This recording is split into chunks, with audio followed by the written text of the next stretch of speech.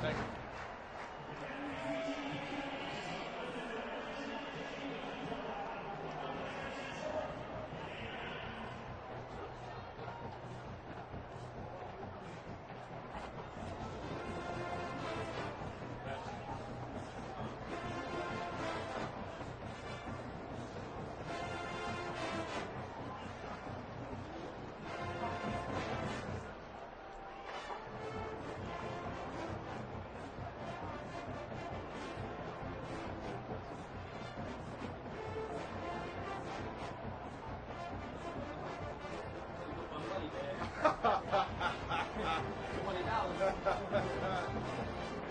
Got on my 40, homie.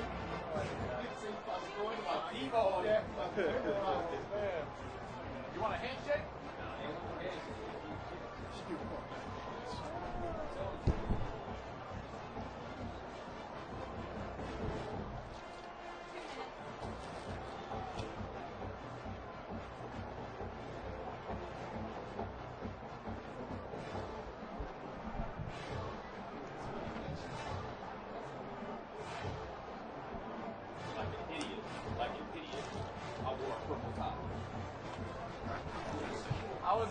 I wasn't gonna say it.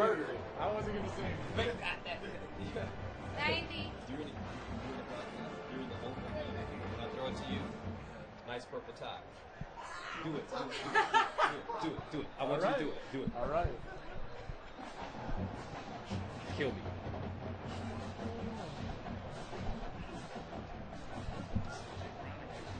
Yeah, right. Oh, man. I just wasn't thinking.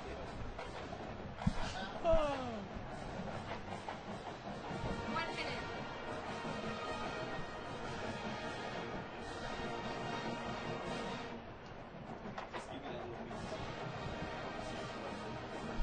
Anyway, guys, right?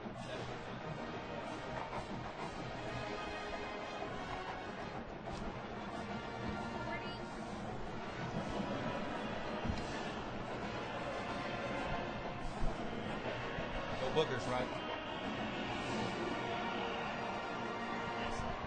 Got one? Did you see it? There you go. You're It good. looks good, but you got it. Did I get it? Good. Okay, I ain't ashamed.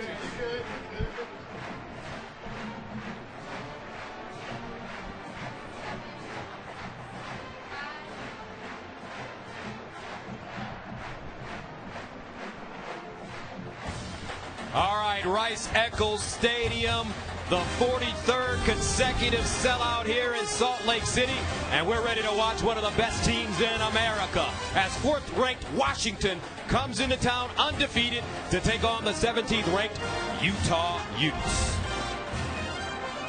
Hi, everybody. I'm Gus Johnson along with my partner Joel Klatt, and welcome to Salt Lake City, where the Washington Huskies come in with an undefeated record, a 41-17 win last week against Oregon State in Seattle. And one thing about Chris Peterson's teams, you know that he's going to have a great quarterback, and he has a surgeon running the show for him this year. Jake Browning is amazing, and Jake Browning loves your purple tie as well today. I wasn't thinking, man. I'm sorry. That's all right. Sorry. Don't get all over him on Twitter, because Jake Browning's going to play regardless of the color of tie Gus has. Jake Browning is phenomenal. Listen, there's a reason why he's right now second in the Heisman to Lamar Jackson. It's because he can get the ball down the field on time and do it accurately. This guy is a threat from the pocket. He's playing better than maybe any pocket passer in the game. I love how he manipulates the defense, gets open spaces down the field, and then attacks that with accuracy. This guy, point blank, is putting himself in position to not only go to New York, but potentially win the Heisman Trophy. He's playing that well. All right, as for Utah, they're coming off a big win against UCLA last week in Pasadena. They're getting back to playing Kyle Whittingham-type football. That's right. Physical, smash mouth, and they have a guy in the backfield that is no average Joe. I love watching this guy play. Joe Williams, the running back, has been sensational in the last couple of weeks. Remember, he retired for a chunk of the season due to injuries, getting himself right mentally, and he's been sensational the last couple of weeks, in large part due to what the offensive line has been doing. Watch him cover up not only the defensive linemen, but then with the pulling guard and tackle, they get targeted on the second level, the linebackers, and then here's the kicker. Joe Williams has the speed to run away from any defensive back in the country at nearly 20 miles an hour. This kid is sensational.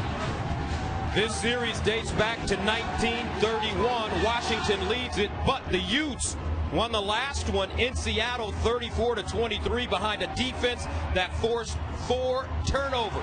And they are fired up here in Utah. They think that this can be a season-defining game, and the Utes have taken the field.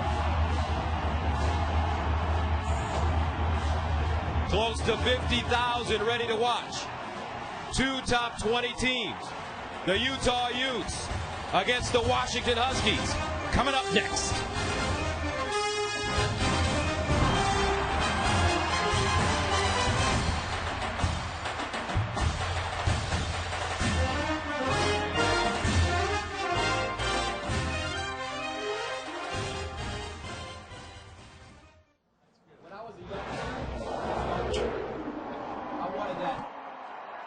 Seconds on camera to be perfect. I didn't want to stumble. I realized over the years is that that's not how people talk, right?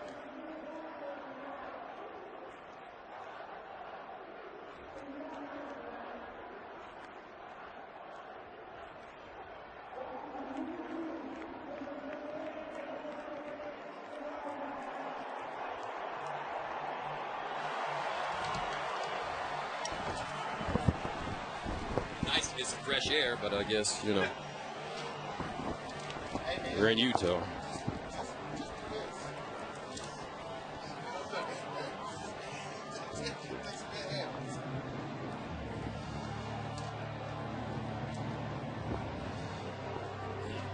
Okay. So Washington to receive.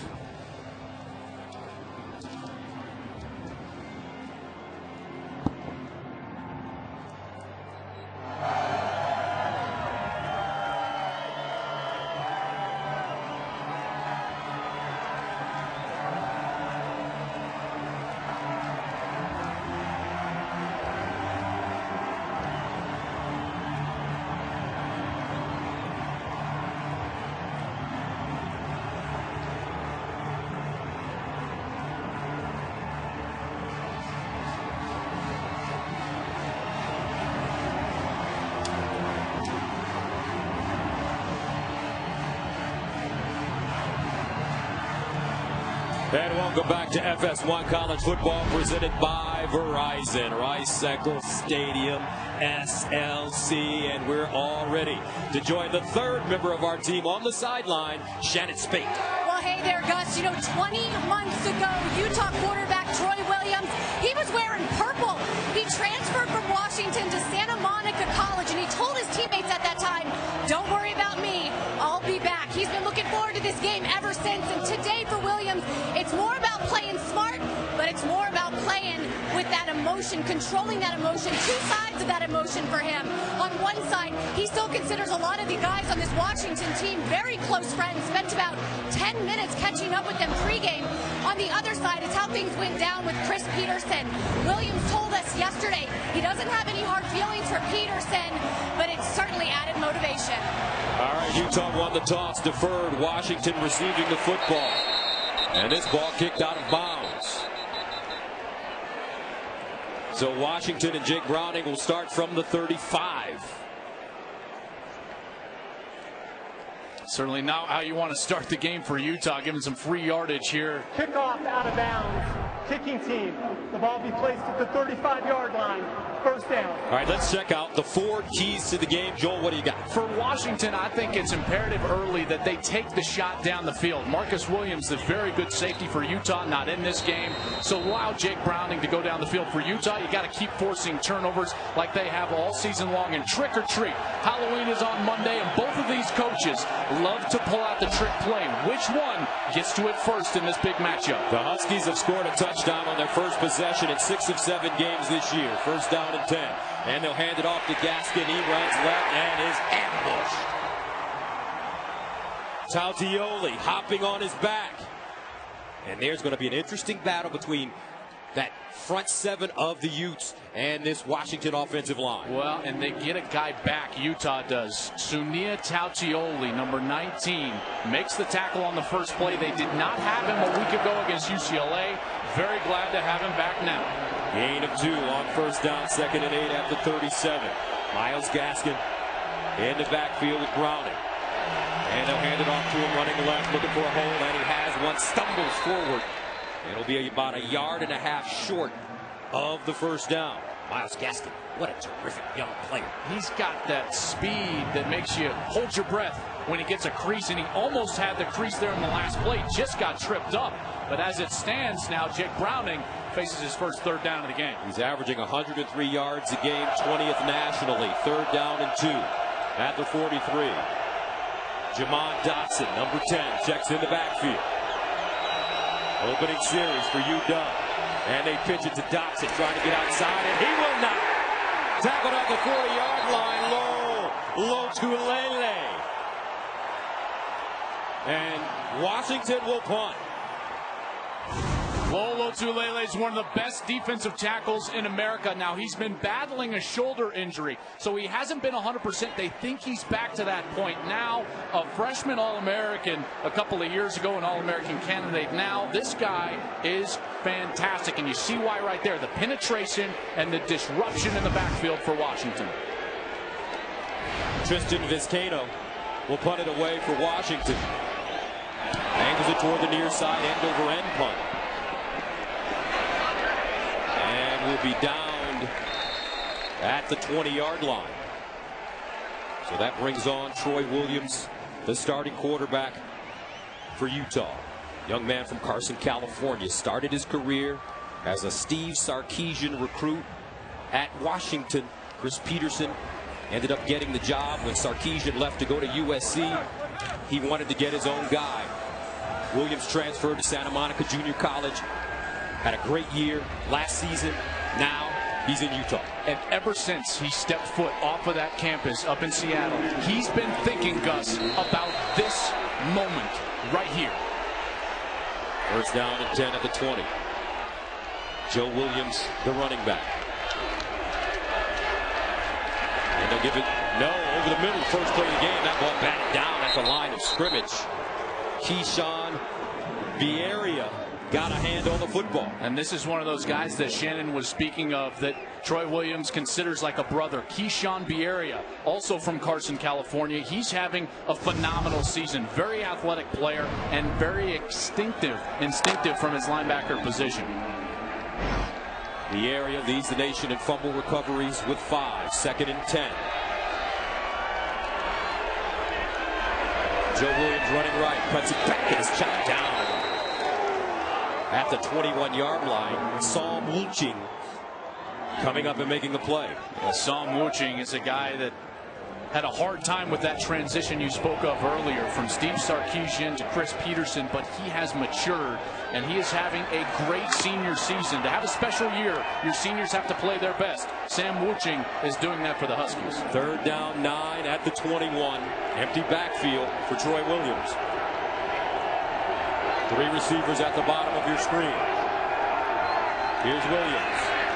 Steps up in the pocket, in trouble. Makes the first man miss, wants to run it. And he picks up the first down. One thing about Troy Williams, he's 6'2", 200 pounds. He's got some swift feet. I love what he's able to do because he doesn't always choose to run right away. Gus says he scoots up in the pocket right there. That's a great make you miss, and then he's going to keep his eyes downfield, fake a little pump fake, and get the first down. Excellent first series here in the first set of chains for Troy Williams. That run is going to settle him down. Last week against UCLA, 12 of 24, 179, no touchdowns, 1 interception. He did have a rushing touchdown. First down at the 32. And they'll give it to Williams. Williams coming to the hole. And Joe Williams crosses the 40, gets up to the 42. An injured player on the offensive line getting up slowly as Buda Baker and JoJo McIntosh combined on the tackle. That was Sam Tevy, who's going to hop off the field, number 52. And so they're going to bring in Jackson Barton, number 70. Tevy is their starting right tackle. He's been very good the last couple of weeks. That offensive line, which struggled early in the year, has been fantastic the last couple of weeks, opening up big holes for Joe Williams. You saw that on the last play. You give a lot of credit to Nick Nowakowski. That kid is fantastic. The center, he's a former walk-on, a fourth-string center. He's provided a lot of stability. Here's the option. Williams turns the corner and picks up the first down. Flag on the play, maybe a late hit against UW. I thought it was maybe going to be a holding, actually, Gus, on the outside against Tyrone Smith, number 21. Wide receiver. Just got way too much of the jersey of Kevin King. Holding, offense number 21. 10-yard penalty, second down. Tyrone Smith, sophomore from Fresno. He's going to come in the left side of your screen. He's working against number 20, Kevin King. And right there you see the hold. Pretty clear. Easy call for the official. And that's going to present a much more difficult here second down opportunity. Those times when you move the chains and they get that taken away from you, those are big moments, in particular against this Washington team. Opening series for Utah. Third down.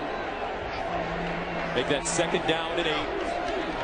And Williams underneath and knocked away. Buda Baker. All-America candidate with 2 hands on the football. Jabril Peppers is going to get a lot of attention as one of the best safeties in the country. I think Buda Baker is right there as far as a playmaking defensive player. That was an unbelievable read. Great reaction. Quickly to the ball. Probably should have had that one and been in the end zone right now. Jim Thorpe Award semifinalist this season. Third down and 8 for Utah. Joe Williams with some success running the football early. Troy Williams will throw it underneath and almost intercepted. JoJo McIntosh with a line on the football, and the Utes will have to punt it away.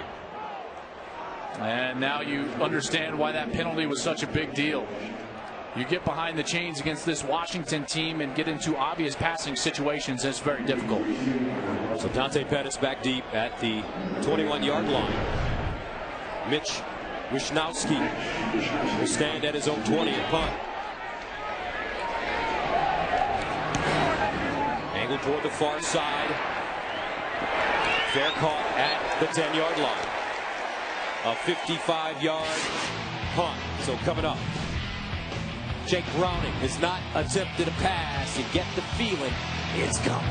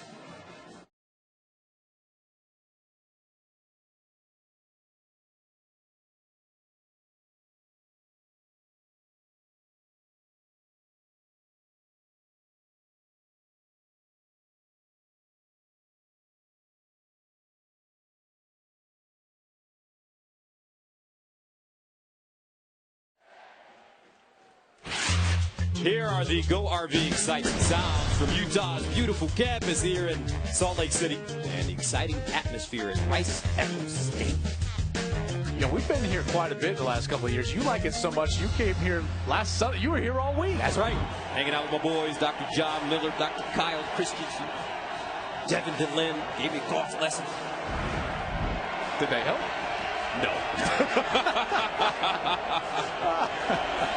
First down and 10 at the 12-yard line for Washington. Levon Coleman in the backfield. Here's Browning to throw for the first time. Scrambles out of the pocket, trying to square his shoulders, throws, and out of bounds. 26-2 touchdown to interception ratio. I always thought that was the most important number for a quarterback. Does he take care of the football, and does he threaten the defense with points? Nobody does that better than Jake Browning. Terrific player. One thing the Utah defensive coaches told us yesterday is they think that Jake is a terrific player, but he can get a little antsy. That pressure is going to be so important from the down 4 linemen to try to get him off of the spot and disrupt his timing. Second down and 10 at the 12-yard line. Browning in the shotgun. Fires to the sideline, caught and out of bounds by John Ross, the junior from Long Beach, California. What a career this young man has had. Well, it's just been such a long career because of injuries. A couple of years ago, John Ross, he had a meniscus tear and he also had a microfracture surgery in 2014. Then he comes back, and in spring football in 2015, tears his ACL, loses the season a year ago. Very happy to be back on the field, and he's one of the best speedsters in all of the game. Ross, 5th in the nation with 9 receiving touchdowns. First down for the Huskies at the 24. And they'll hand it off to Coleman, running left with a lane. Coleman still on the move, and he crosses the 35 up to the 36. Justin Thomas grabbed his ankle, brought him down, but it's a gain of 12. One of the things that Utah was concerned about coming into this week was the fact they didn't tackle well on the edges last week against UCLA. They felt like if Washington was smart, they were going to attack them in that area with the run game. You're already seeing that a little bit here early. Levon Coleman with a nice game there. Coleman with 181 yards and a touchdown on just 11 carries against Arizona. First down at the 36, and they'll pitch it. This is Gaskin, still on the move, and he'll get close to the first down. So they use 3 running backs, Gaskin, Coleman, and Dotson. And they're all a little bit different. Myles Gaskin is probably more as the speedster. Levon Coleman, a downhill between the tackles back. And then Jamon Dotson, this guy is a little bit more lanky and kind of a all-purpose style of back. But Gaskin, he's got some electricity to him. Sophomore from Linwood, Washington. A gain of 9, 2nd and 1. Gaskin straight ahead, first down and more. As he gets into Washington territory with a 12-yard pickup. Gotta love this double team block that you're going to see right in the middle of the play. Got Nick Harris, number 56, a true freshman, doing a great job in the middle of that offensive line. Getting a lot of movement and an easy run. First down and 10 at the 43-yard line for Washington, their 2nd series of the game. And they'll hand it to Gaskin. And this time, Utah prepared, stringing that play out nicely. Kavika Luafatasanga, the junior from Honolulu, number 55, did an excellent job. He's a junior college player from Arizona Western. That's way down right near the Mexico border in southern Arizona.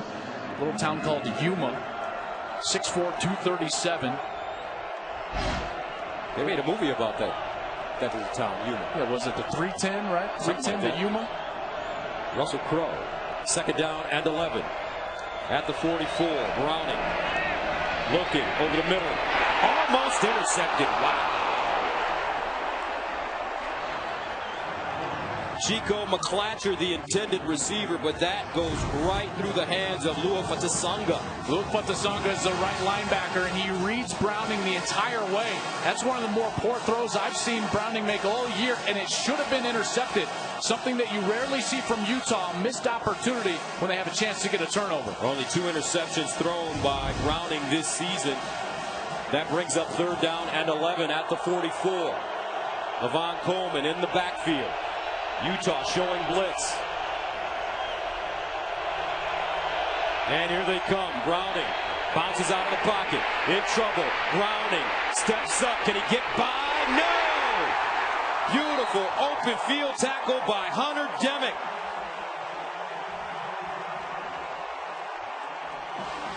I have not seen a defensive end yet play with the enthusiasm and the motor of Hunter Demick this year. The senior, 6'3", 272 pounds, just continues to come after the quarterback and get him to the ground. What a great play there. So Vizcaino will punt it from his own 39. Booby Hobbs standing at his 10. And Hobbs lets it take a bounce, and it's down at the 1-yard line. So Joe Williams and the Utah offense backed up deep on their own end. They'll be back right after this.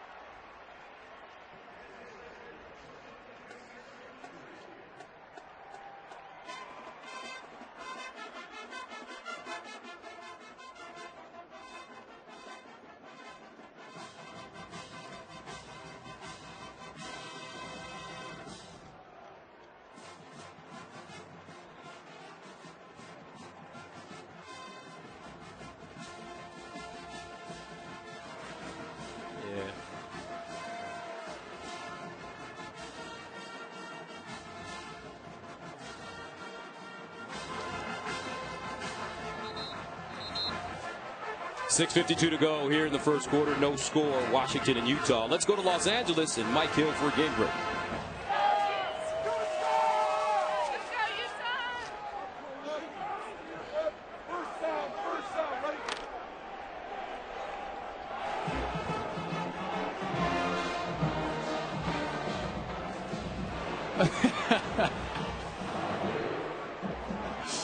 Hey, listen, Lamar is a clear front runner right now. There's no doubt. You know what's going to hurt him, though, is he doesn't have a lot of those marquee stages down the stretch in what I would call the championship months, November and early December, whereas Browning is going to have that. He's got it here against Utah. He's going to have USC still on the schedule, as well as the date in the Apple Cup with Washington State. All right, first down, Joe Williams. And he'll run it straight ahead. We'd like to apologize. We're having some technical difficulties for those of you watching at home. Joe Williams, no technical difficulties for him the last 2 weeks. Boy, he's been so good. And such a stark difference. We were here for BYU, Gus, and he didn't even resemble the player that we saw last week against UCLA, playing with a freedom about him and a quickness that he was not possessing early in the season. He started getting the AARP information in the mail. That's right. Scared him a little bit. 2nd and 7 at the 5. And it's Williams. Watch out. Joe Williams gets close to the 20-yard line. Folks, here's a young man that retired.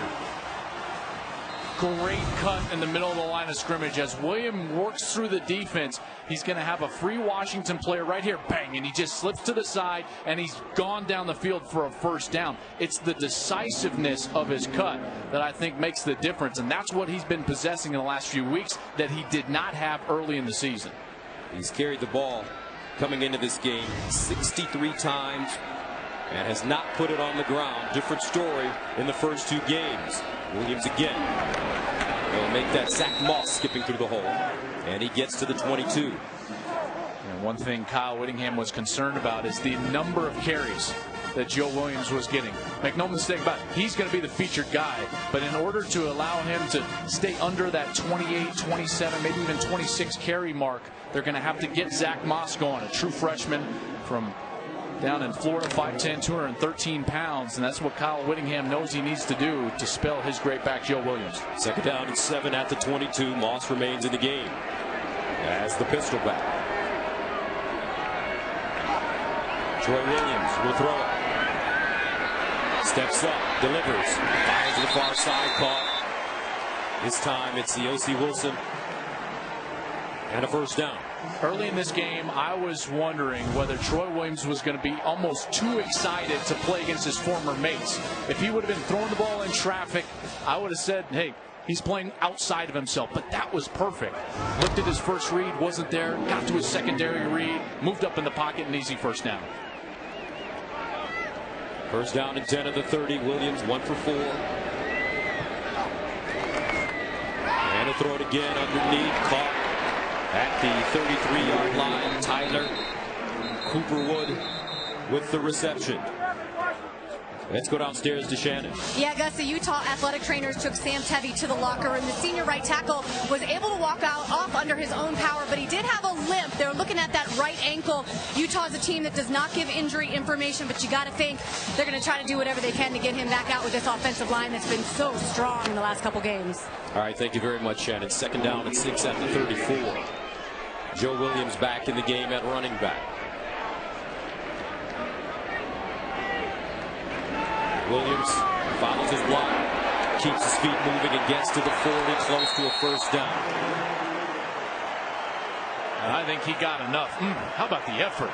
I mean, this is a determined run. Not only does he have the speed to take the distance, but he's this all-purpose back that can deliver a physical blow, run behind his pads. That's what the NFL scouts are so impressed with in the last few games. 6 carries, 36 yards already.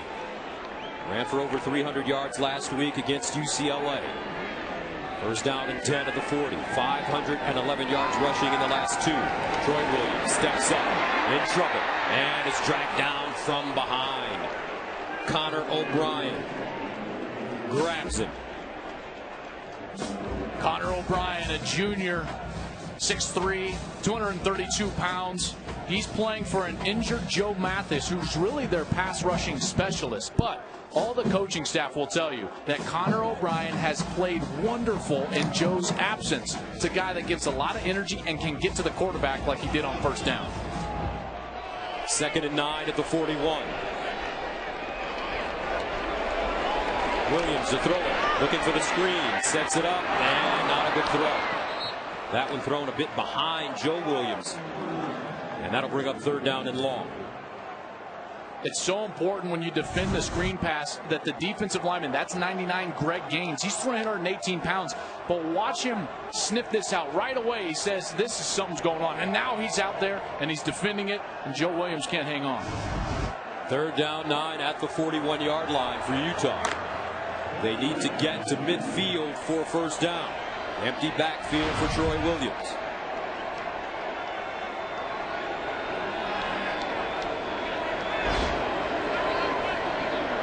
Washington showing blitz, and somebody flinched.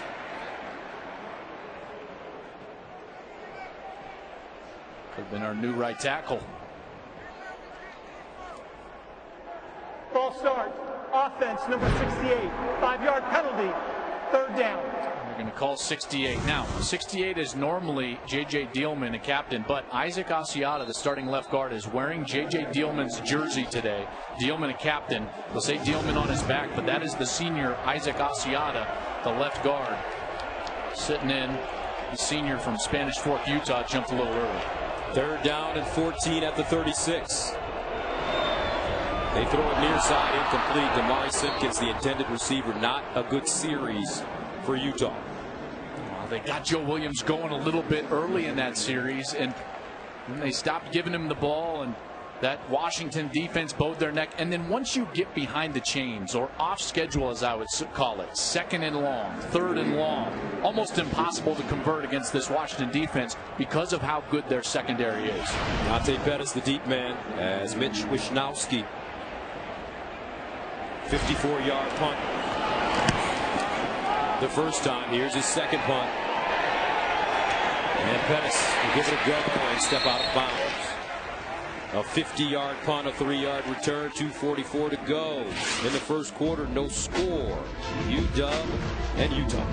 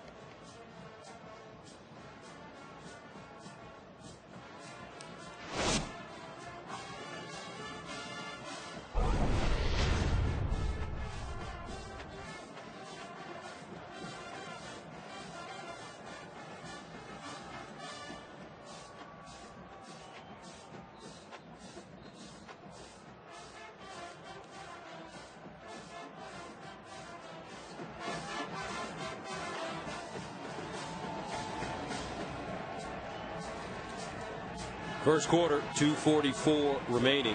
4th-ranked Washington undefeated on the season at 7-0.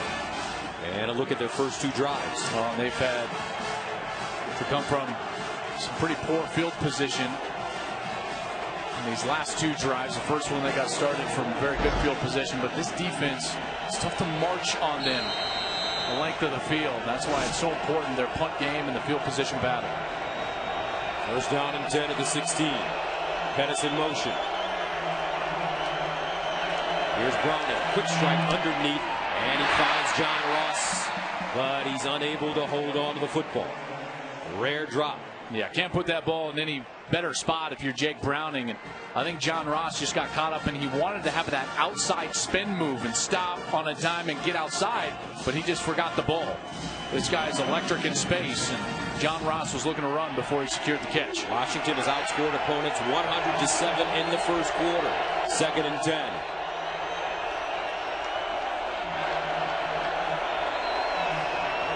Coleman. Plenty of running room. Coleman high stepping down the sideline, and he'll be knocked out of bounds at the 40 by Chase Hansen. Just a mistake from Utah. Watch this defensive end, Hunter Dimick. He's going to dance inside, but that allows Washington to get everybody hooked, and there's nobody on the outside of the defense. One missed tackle, and then you're off to the races. Excellent run and blocking up front from Washington.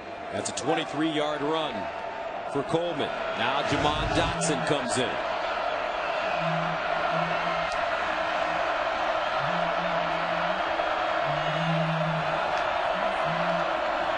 They look for Dotson in the flats. He has it, gets his shoulder square down the sideline.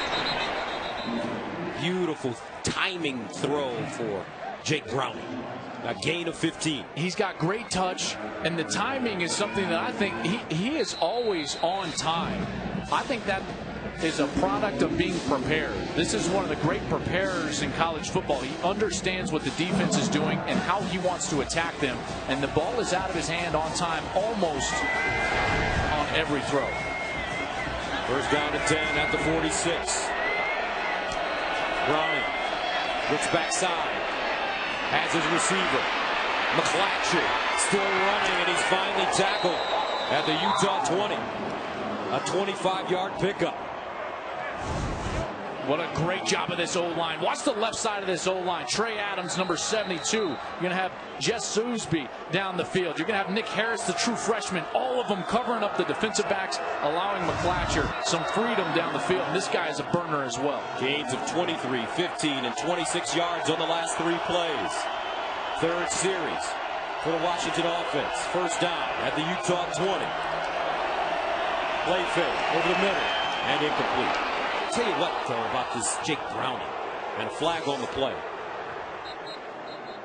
They're going to get Dominique Hatfield, the corner, arriving a little early on this slant pass. Joe, he's got some Joe Montana type. I'll look one way and throw it the other way. Pass interference, defense number 15. Spot foul, automatic first down. That comes with the knowledge of what's going on, because he knows what he wants to do, but he also knows how to move the defense, what their reads are, what their keys are. So he moves the defense with his eyes, creates space for his wide receivers, and then the ball is out on time and accurate. I love your comparison. Very Montana-esque. He's not a big guy, not physically imposing, but very good from the pocket. And he's got a great mentor on the sideline in Coach Peterson. First down and goal at the 10-yard line. Gaskin breaks it outside and gets in the end zone for a touchdown.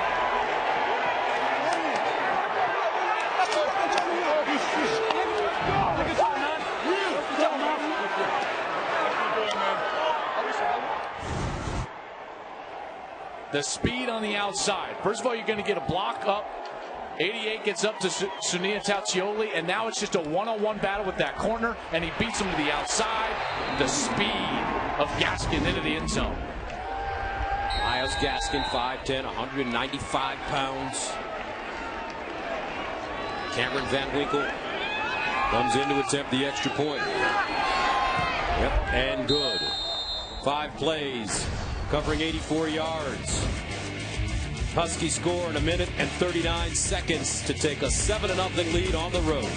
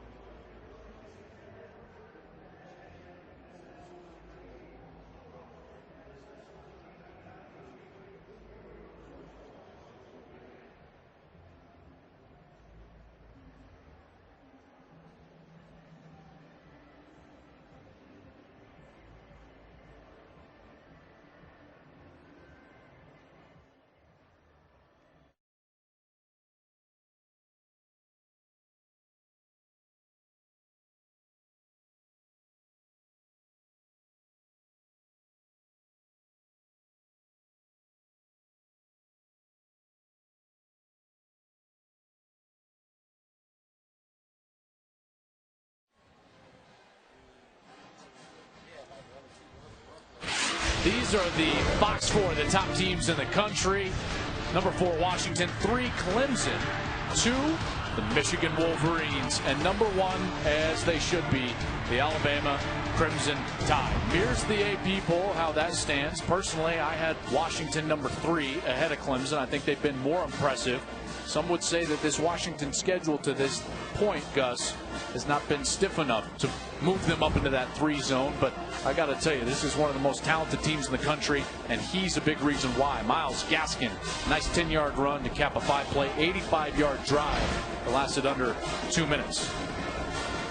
Ran for 1,300 yards and 14 touchdowns, setting the Huskies' freshman record in both categories last year. And how great of a coach is this man, Coach Pete? Well, you just knew that it was going to happen at Washington. He had such a great run at Boise State. Just a terrific coach, and now he's imported that same system here with Washington. It's just a matter of time before they're competing for national championships. Kyle Fultz takes the knee. And when you look at Coach Peterson, you just get the feeling that the Washington fans don't have to worry. He'll be there for 25 years. Well, it was like pulling teeth to get him away from Boise. You know, I didn't actually think he was going to ever leave Boise. And in his first 3 years at Washington, went 8-6, 7-6, and now 7-0. He had a very specific process and implementation that he wanted in at Washington. Our kind of guys, he calls them OKGs. That's the style of player he wants to recruit. And now he's got a lot of those.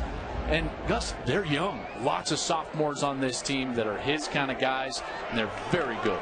First down and 10 of the 25 for Utah. Joe Williams in the backfield. They give it to him. Williams breaks the tackle, tries to get outside, and does. Stumbles forward and gets to the 32-yard line. Kevin King finally bringing him down, but you get the feeling that Williams is ready to pop a big one. I think they need to get him in rhythm right here because he's got the vision. He's had a couple of nice runs right here. He's his own blocker. Nothing happening up front, and he gets to the outside and gets a second and short. If I were Joe Harding, the offensive coordinator, I would try to establish Joe Williams right here. Get him about 3, 4, 5 carries in a row. Second and 3 at the 32. Troy Williams to throw it over the middle and incomplete. Evan Moyai, the intended receiver. Troy Williams and Moyai, both junior college transfers. Moyai, junior college transfer from Snow College, and he's been great in the run game blocking. They haven't thrown him a lot of passes. 14 catches on the year. But again, this takes you out 3rd and 3. Now there's a question of whether you can hand it to Joe Williams. Second down, a little love to see the ball go to 28. 3rd down, 3 at the 32. Troy Williams to throw it underneath and high, incomplete. Justin Thomas, the intended receiver.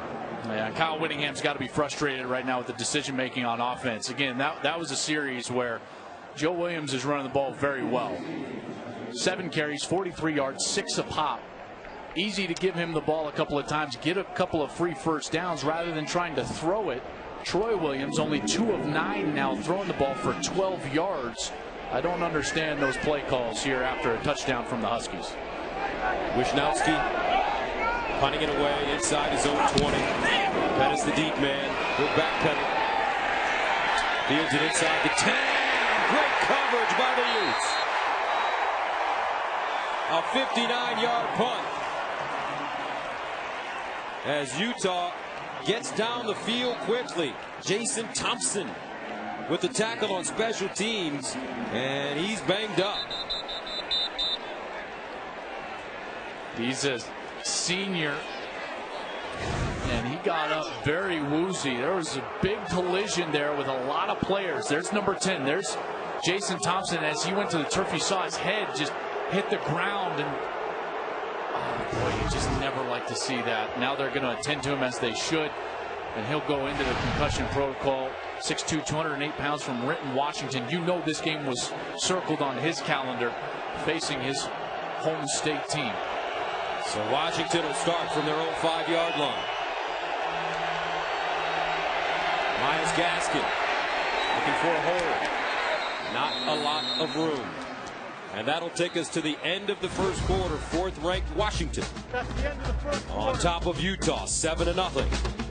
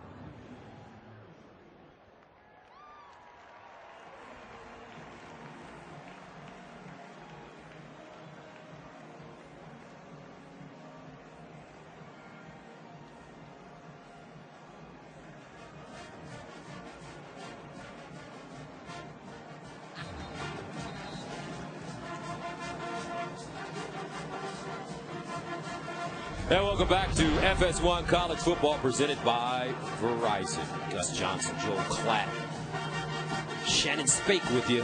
Rice-Eccles Stadium here in Salt Lake City, 7-0. Washington, the fourth-ranked team in the nation, undefeated coming into this game. And they're starting to assert themselves. That last drive very quickly down the field. Now they get the ball backed up near their own end zone. And it'll be second and long here, but you get the sense that there's a shot coming. Jake Browning down the field to John Ross. Third straight Washington drive that starts inside the 16. 2nd and 9. Gaskin. And he'll gain a yard. Hunter Demick, first man to it. Now in this situation, you've got the crowd noise behind you for Utah. I would dial up a pressure right here, because the last thing you want is for Jake Browning to have time in his own end zone. You've got to make him feel it with the student section just behind him. Remember, Utah forced 4 turnovers last year in Seattle on their way to their first win against Washington. 3rd down 7 at the 8. Washington 0 for 2 on third down conversions. Browning goes through his progressions, tries to break contain, throws, and they're going to call it a catch. And a first down, Drew Sample. Oh, just such a great job by Browning, because it looks like he's going to commit to the run, and at the last second, he turns himself to the left and just flips it to Drew Sample, who just hangs on and gains control before hitting that sideline. What a conversion from Jake Browning. It's not just his ability to throw from the pocket. He gets out, escapes, and has the athleticism to turn his body and flip it down the field. First down and 10 of the 19.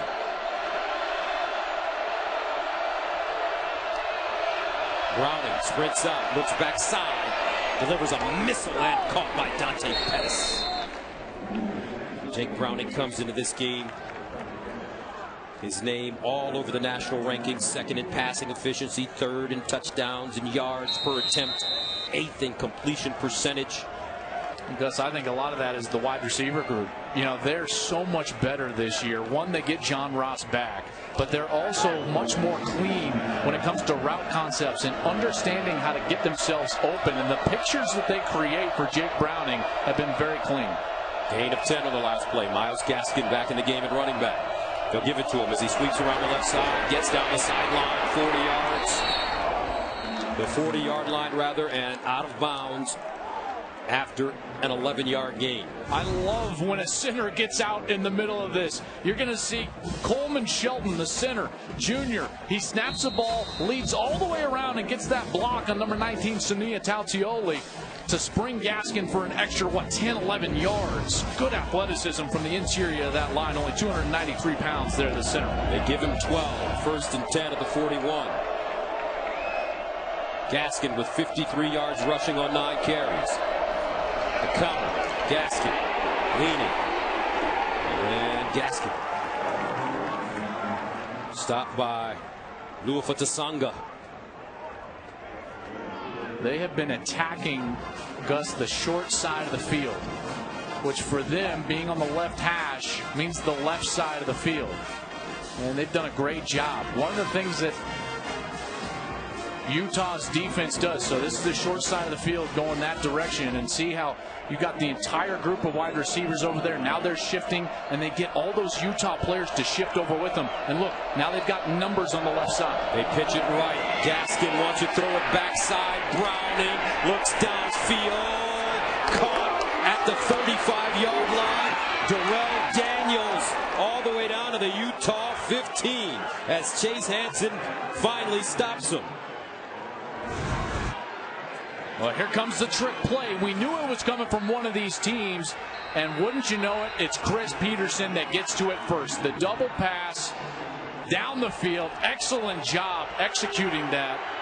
Darrell Daniels, the senior from Pittsburgh, California, been a real leader for them offensively. A 38-yard gain. This drive started at the Washington 5. First down and 10 at the Utah 16.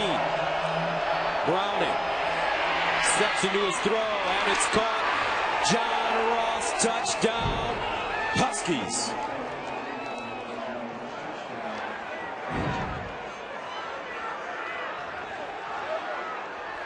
What a series. Started on their own 5-yard line. They're going to get movement from the linebacker, and then here comes the route right behind him. And again, attacking that short side of the field, creating space. Browning moves up. Excellent ball right onto the frame of John Ross, and he gets in the end zone. 10th touchdown of the year for John Ross.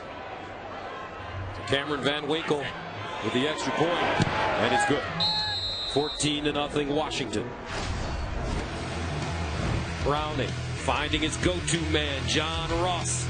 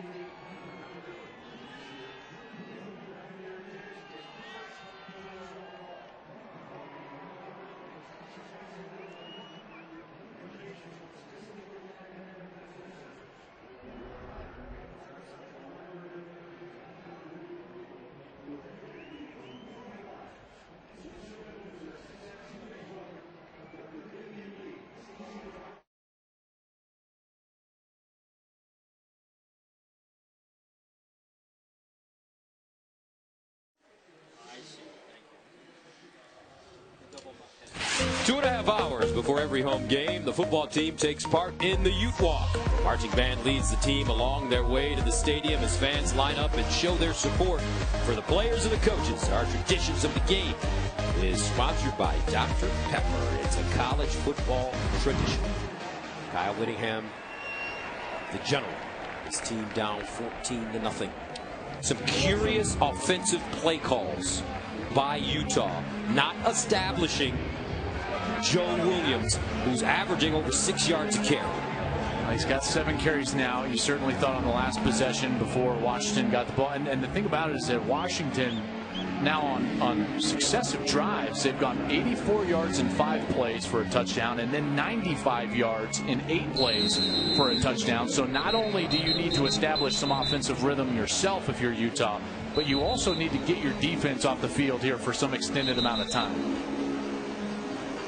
There's Jim Harding, the offensive coordinator.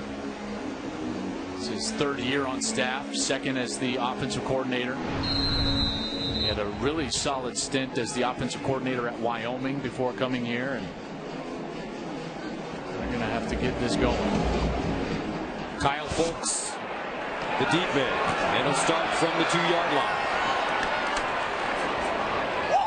And Utah playing without Corey Butler-Bird, who injured himself last week against UCLA. Flag on the play. Corey Butler-Bird with a 99-yard kickoff return on the opening kick last week in Pasadena. During the return, illegal block in the back, return team number 14, half the distance to the goal, first down. So they'll get themselves backed up. That's Brian Allen. Brian Allen is a corner for them, and there's the block, hands in the back.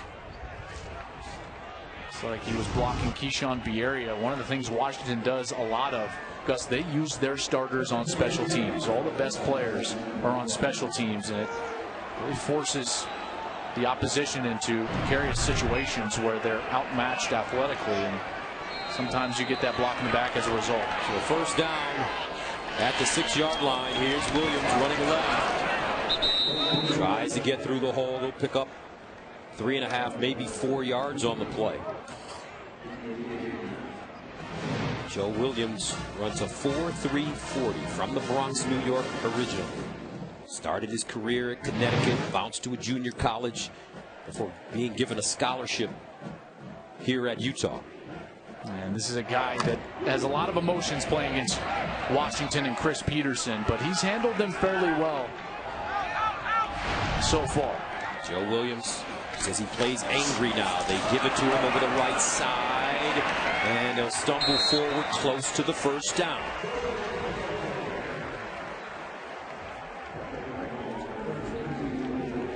Just looking to see if they're going to give him. They do give him the first down, so they establish number 28. I don't think that there's any reason to do anything else until maybe he asks out of the game and gets tired. But this is time to establish the run, rest your defense, and try to target some weakness that Washington has, because defensively Washington has been so good this year, and Jim Harding is going to have to attack that weakness, which right now might be that run defense. First down and 10 at the 16. Troy Williams to throw it underneath and incomplete. And a flag on the play intended for Evan Moiai, and that time Budda Baker got there a little early. They play such aggressive coverage. He was in man-to-man in the slot against Evan Moiai. Pass interference, defense number 32, spot foul, automatic first down. And he'll be coming into the screen from the right as clearly they're making contact on that left side of Moiai before the ball got there. And that's one, as a defensive coordinator, you can live with, because it's attacking, it's aggressive. 4th penalty so far. First down at the 20.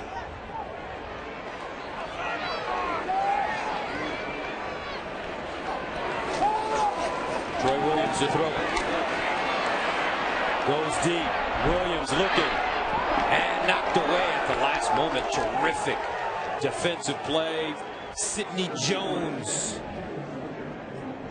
one of the top cornerback prospects for the NFL. And this guy is so good. 6 foot, 181 pounds, and he is like glue down the field, all over Tim Patrick. And Tim Patrick's got 5 inches on him. He's getting 6'5", and he goes up, gets the ball. He does not get targeted a lot. Speaking of Sidney Jones, people stay away from him because he's so good.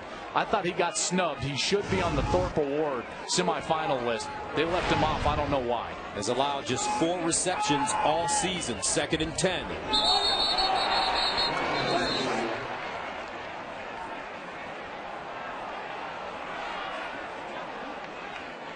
Snap infraction, offense number 75, 5-yard penalty, 2nd down. It's Nick Nowakowski, number 75, right in the middle of that offensive line. Yep, absolutely. Flinched that ball and got the jump from Washington. Nowakowski, 4th string center, one-time walk-on, mostly special teams player, but he started the last 3 games and played very well, earned a spot here. 2nd and 15. Troy Williams steps up, delivers high and incomplete. Yeah, that's the problem with getting behind the chains. 2nd and 15, so hard to rely on the run game. You got to sit there and throw the ball down the field. But this Washington secondary is providing no space. There's no open windows to throw the ball. And without a guy like Corey Butler-Bird, who's down because of injury for Utah, not just in the return game, but Gus as a slot receiver, he can create space, and they're missing that desperately right now against this secondary of the Huskies. 3rd and 15 at the 15-yard line. Williams, 2 of 11 to start this game. Troy Williams looking, flag on the play, and Williams get out of bounds at the 23.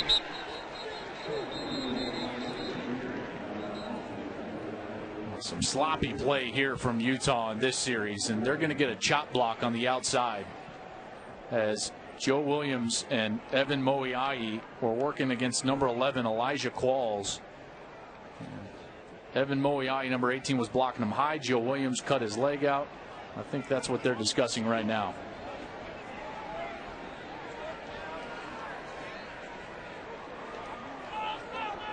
Personal foul, chop block, offense number 18 and number 24. Penalty is declined. The result of the play, 4th down. They're working. See, there's Williams low. Moiai engages high. That draws the penalty, and a very sloppy series there from Utah. Not a lot of energy for this offense right now outside of some positive runs from Joe Williams so far in this game. Mitch Wisnowski in the punt for the 4th time. He's had 54, 50, and 60-yard punts. Dante Pettis is the deep man. Pettis fields it at the 23 and goes down at the 26. The Utah defense in desperate need of a stop because the Huskies are finding their rhythm on home.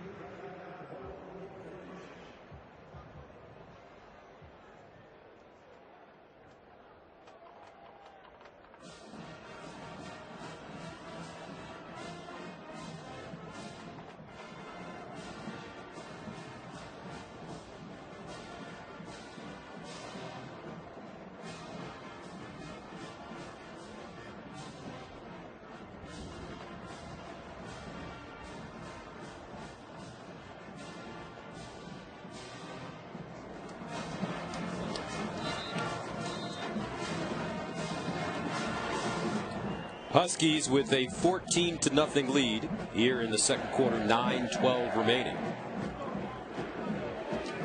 Let's go to Mike Hill in Los Angeles.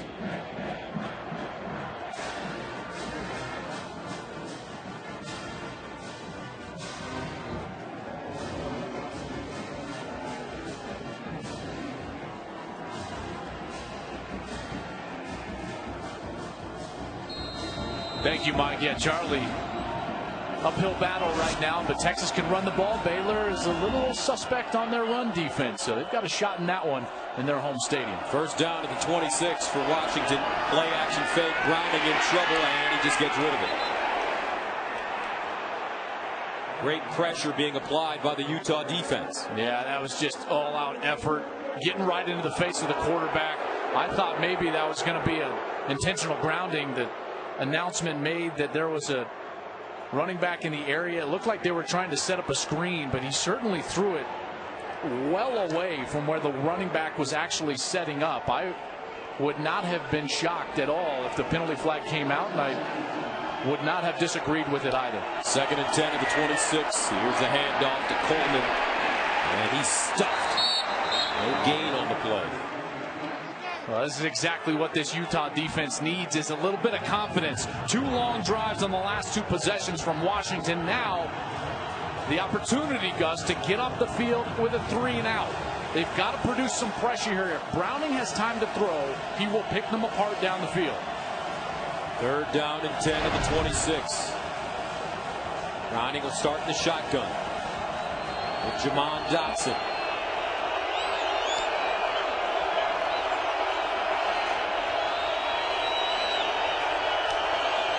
Browning. Deep throw. Picked off. Chase Hansen at the 30. Can he get a block? Still on his feet. Down at the Washington 19. A 31-yard return.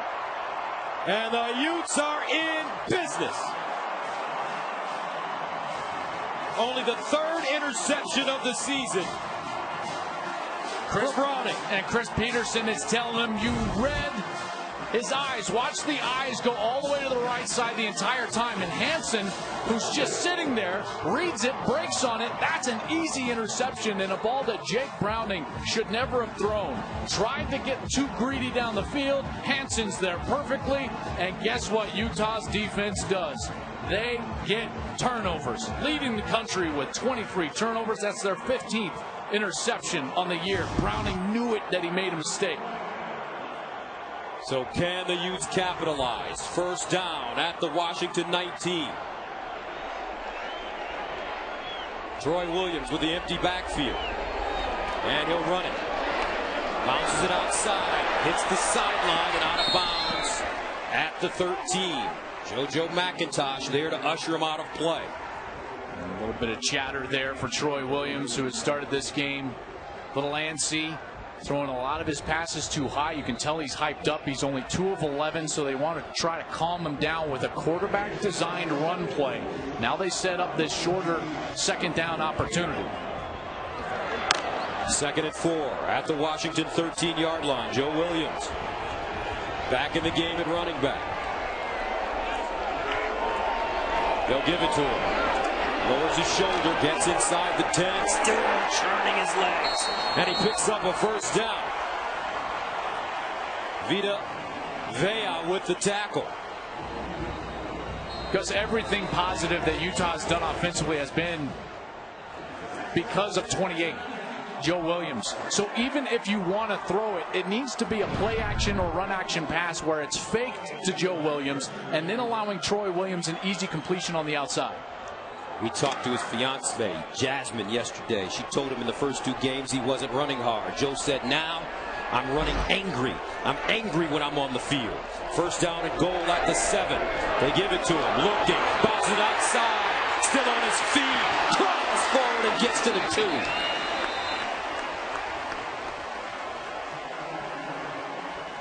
2. Well, he is running with a different purpose. And they're discussing right now whether he actually... Whoa, they're giving this ball to Washington. They say he fumbled it.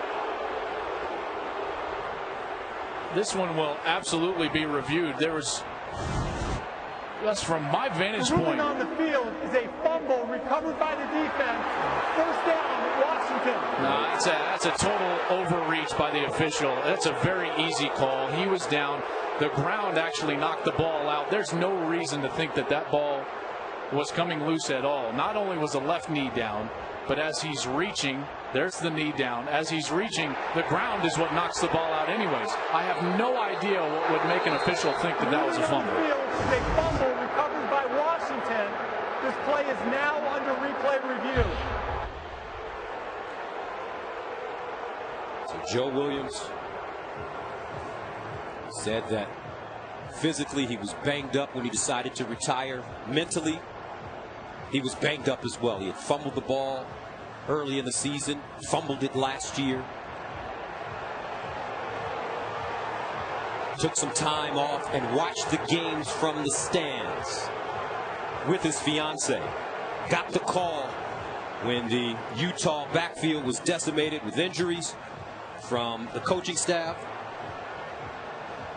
Gus, how many times, all of us, you, me, all of us listening at home, all the people in the stadiums, you've thought about what it would be like to have one more shot, whether it was Pee-wee or high school or college football. We all leave the game at some point too early. Joe Williams got a glimpse of what his life was like without football. And now you're seeing what it means to have the passion and freedom of a second chance. Joe Williams, kind of a renaissance man. He's taken botany classes for the fun of it.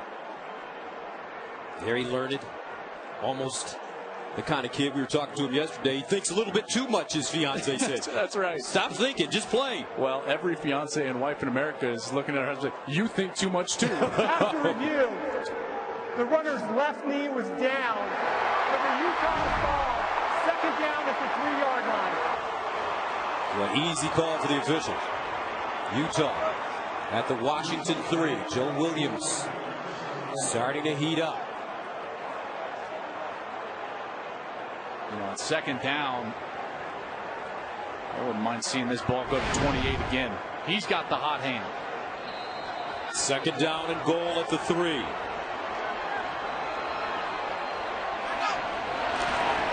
And they pitch it inside. Moyai almost got in, but he's down at the 1. Boy, and that ball did come loose down there for a moment, and Moyai was very fortunate that that bounced back to him.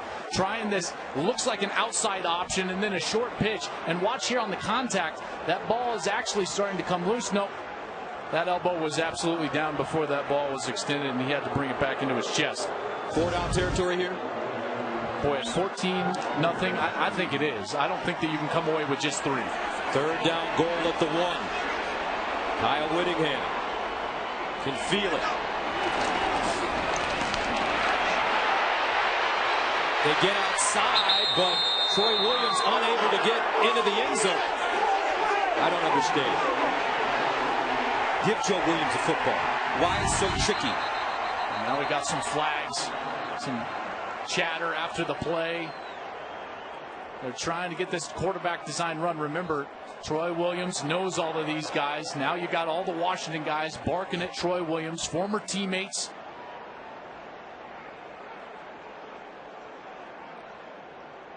All of those Huskies were barking at him. At the end of the play, unsportsmanlike conduct, defense number 46. The penalty is half the distance to the goal, results in an automatic first down.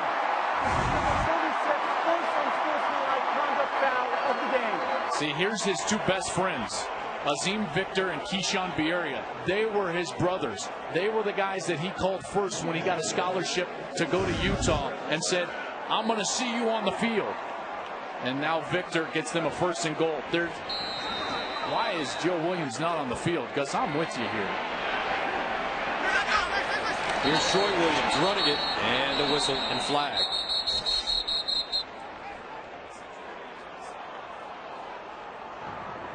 False start. Offense number 82. 5-yard penalty. First down. Ken Hampel. Ken Hampel, former walk-on. He's a senior from Mountain View, California. And now finally Joe Williams is going to come back on, but they put themselves now in such a more precarious spot at first and goal from just outside of the 6-yard line. Much more difficult here rather than first and goal, obviously, from the 1, when you got 3 or maybe 4 chances with the hottest running back in the country from 1 yard out. First down and goal at the 6. Williams will get a carry this time. Skipping. Delivers a blow at the end of the play and gets to the 2. It's not complicated, Joel.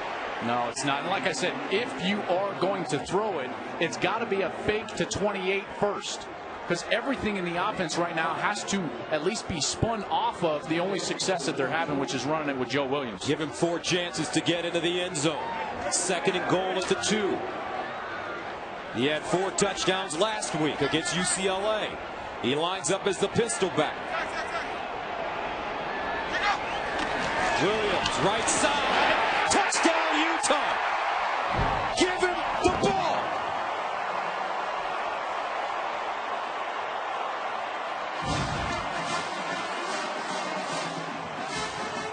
Great job up front, opening up a hole for their back and getting them into the end zone. That right side, including the tight end, number 18, Moriarty, is going to get out, gets a nice block right there. Even a little bit of a block down on the goal line is enough to get 28 into the end zone. Andy Phillips, the All-American field goal kicker, in to attempt the extra point, and it's good. 14-7. Washington with the lead. But the Utah Utes starting to come back.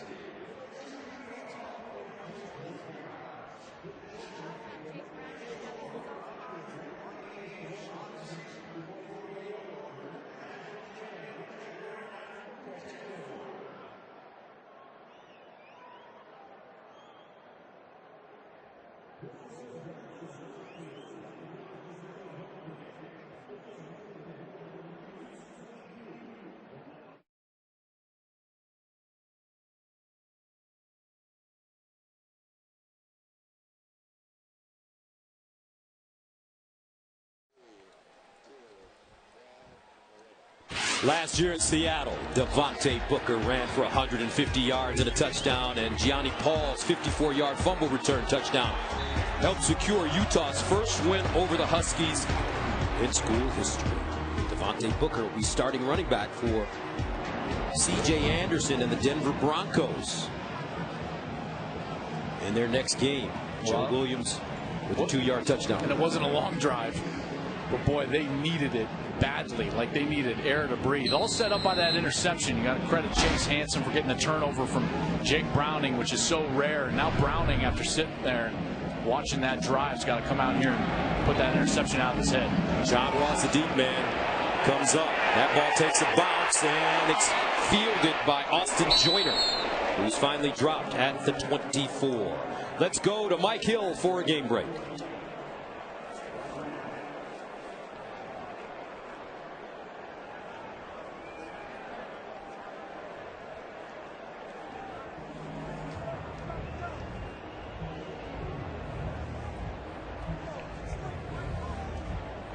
And speaking of Ohio State, this game early on is reminding me of the Ohio State-Michigan State game last year. Ezekiel Elliott, best running back in the nation. For some reason, Urban Meyer didn't give him the football, and the Buckeyes suffered their first loss of the year. Well, just think of it this way. Joe Williams here has gotten 13 carries already. Ezekiel got 13 carries that entire game. Here's the run for McClatchy around the right side. And this Utah defense looks energized after that touchdown. Well, turnovers is what they do. That is their fuel, and this secondary is so good. 15 interceptions now on the year, but the one thing that they've got to get better at, they struggled last week, they've struggled early in this game, is tackling in space. 57 takeaways since 2015. That's the most in the FBS after 5 a week ago, but they've got to tackle in space. Jamon Dotson in the game at running back on 2nd down and 7. Dotson looking for a hole.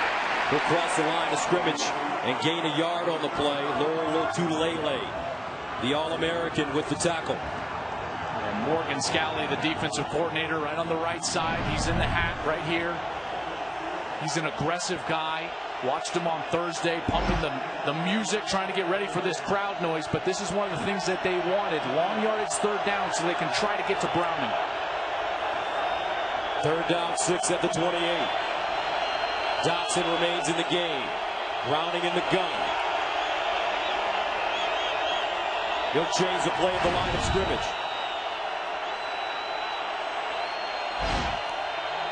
Here's Browning. In trouble. Browning dancing around. Browning tackle from behind. Ta'amoi Pinu. 2nd sack of the game for Utah. Well, there was nowhere to go for Browning in the secondary, and allowed Ta'amoi Pinu, the senior from Provo, Utah, to come all the way around from his defensive end spot and just continue to work on Browning and finally get him to the ground. So with 2:55 remaining in the 2nd quarter, the Utes will get it again, down by 7. Ruby Hobbs lets it take a bounce, picks it up, and is tackled immediately at the 25. A 46-yard punt. Jordan Miller with a tackle on special teams, but coming up, the Utah offense.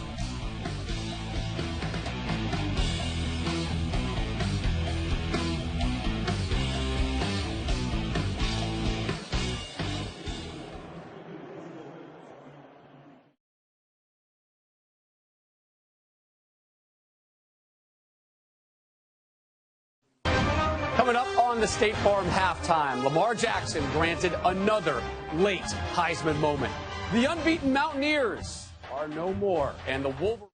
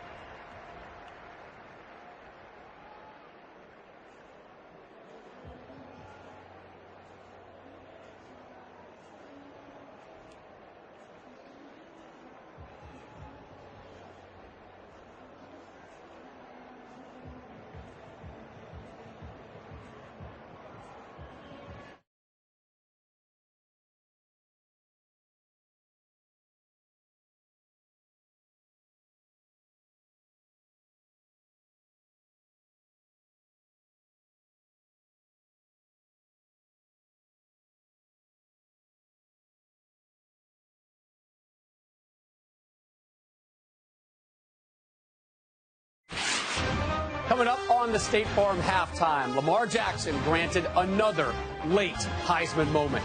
The unbeaten Mountaineers are no more, and the Wolverines exact some level of revenge on Sparty. Gus, Joel, see you at the break. All right, Rob, thank you very much. As Utah takes over, down 14-7. Interesting stat here. The Utes are averaging 5.1 yard per rushing attempt, only 1.2 yards per passing attempt. Joe Williams down as he slices through for a gain of 18. Taylor Rapp with the saving tackle. Salase Uatafe is going to come around as the right guard, and he's going to lead right up into the middle, and bang, he gets the linebacker, Keyshawn Bieria, right on the ground and allows Joe Williams that second level cut to get free into the secondary. 14 carries for 87 yards and a touchdown in the first half for Williams. 1st and 10 at the 46. They give it to him again. And he'll get inside Washington territory, a 5-yard gain. You know, one of the things I was so interested to see is if Utah could get movement with the double team so that they could pull these guards and linemen around to lead up the holes for Joe Williams. And so far, they've done a nice job against a Washington team that has been very stout in the defensive front four. Zach Moss comes in at running back now. 2nd and 5. They give it to him. And Moss leans forward, picks up a first down. We talked to Coach Whittingham and Coach Harding about this offensive line and how early in the season they weren't playing physical.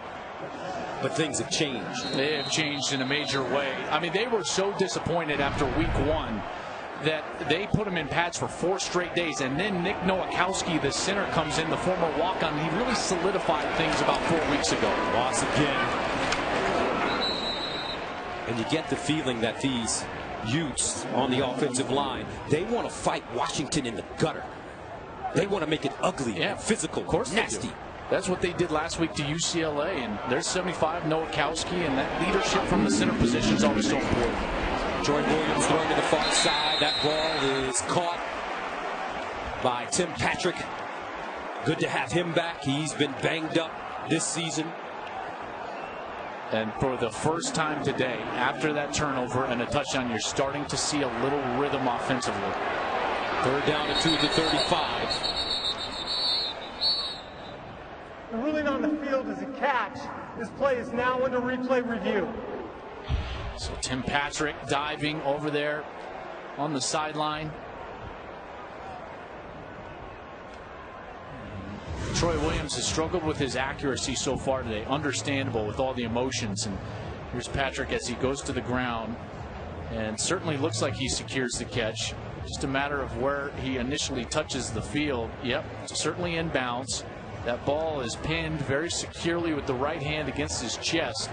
And Gus, in my estimation, that is, I understand why they looked at it, but pretty clearly a catch to me.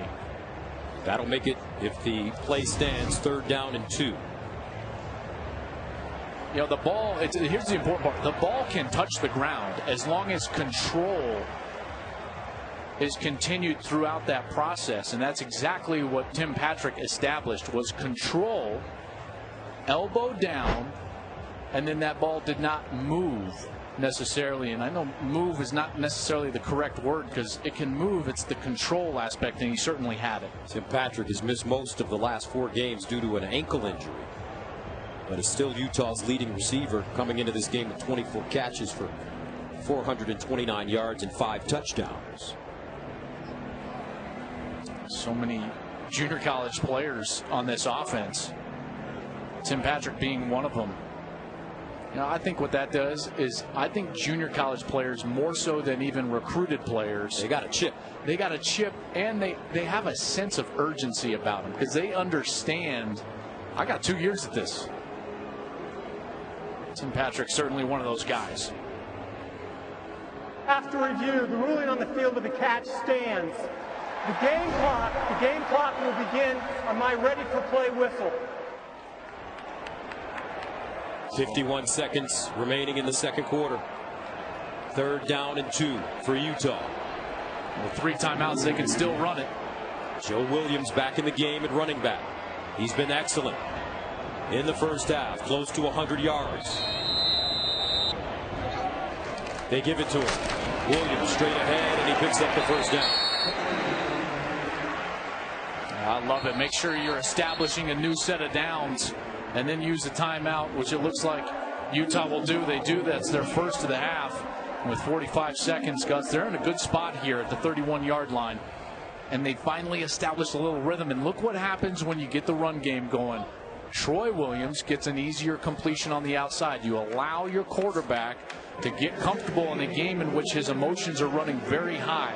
As Kyle Whittingham knows that his team, they need a touchdown on this drive. The way that this half is going, they need that momentum of a touchdown here to close things out.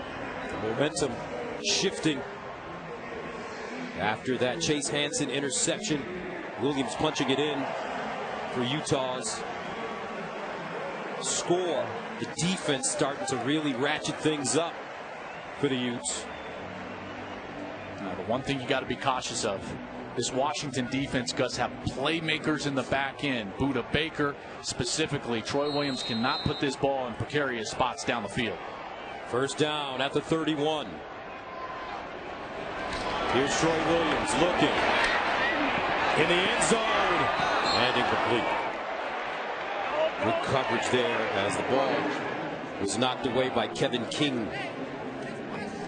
Kevin King, one of the best looking corners in the Pac-12, maybe the country. 6'3", 192 pounds.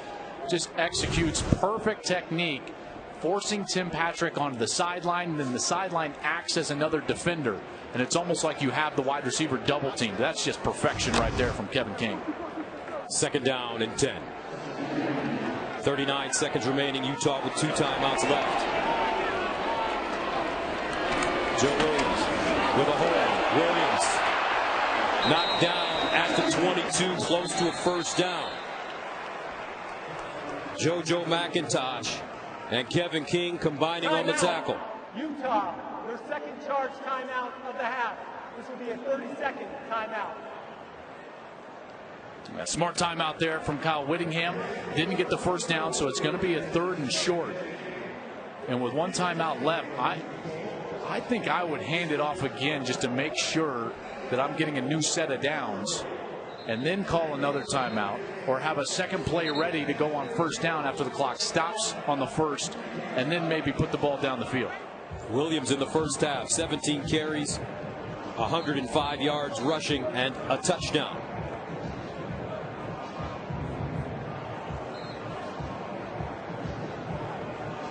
Remember, 332 yards rushing last week and 4 touchdowns against UCLA. He had 179 yards rushing and a touchdown against Oregon State in his return from retirement. 3rd down and 1 at the 22. They'll hand it off. Williams, first down. Clock will stop momentarily. Now they've got that second play ready to go, so after they set the chains and it runs, they'll be ready to rock. First down at the 17, and they spike it.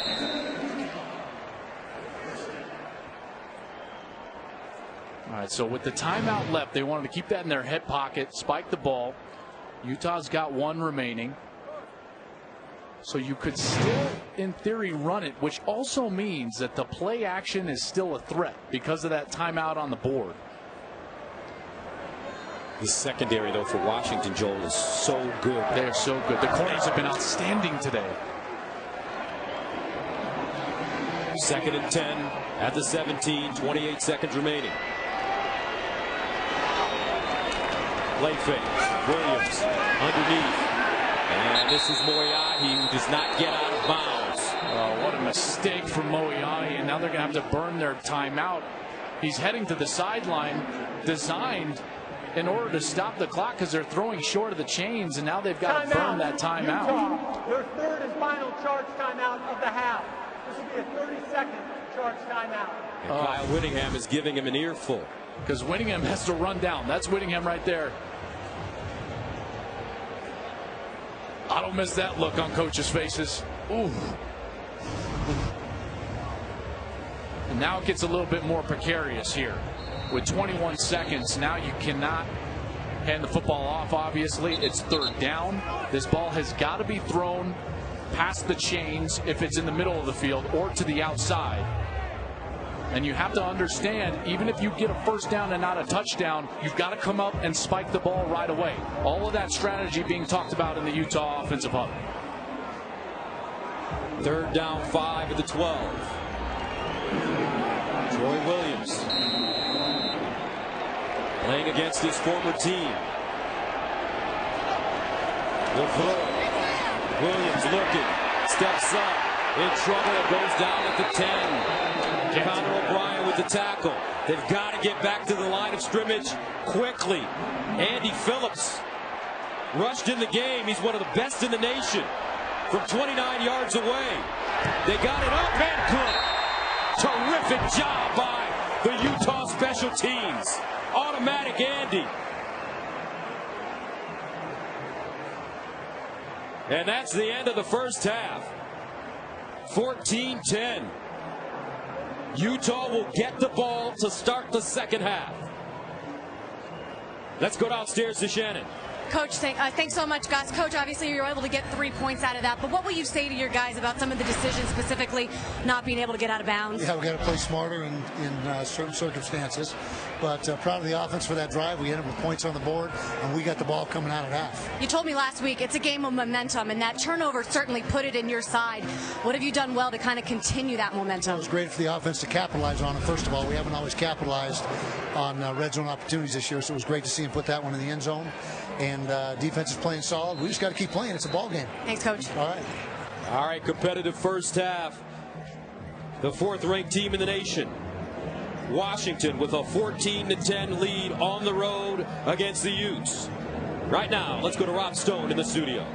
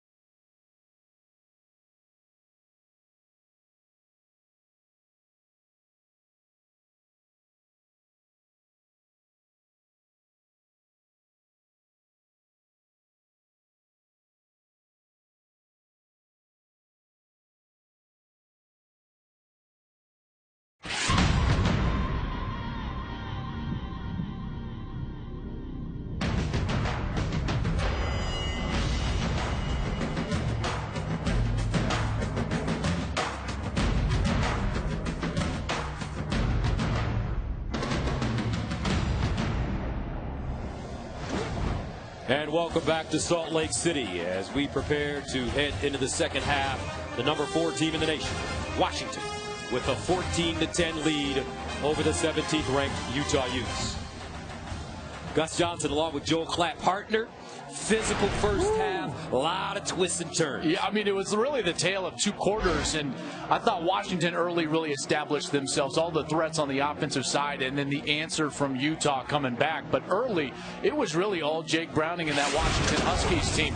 2 long drives for touchdowns. The first one, over 80 yards capped by Myles Gaskin, and then the second drive, 95 yards, 8 plays. John Ross finds himself in the end zone for his 10th touchdown of the year, and then the mistake from Browning, something we haven't seen all year, the pick that leads to a Joe Williams touchdown. And Joe Williams, partner, he got himself going in that second quarter. Now he's 18 carries for over 100 yards. And Utah with the ball to start the second half.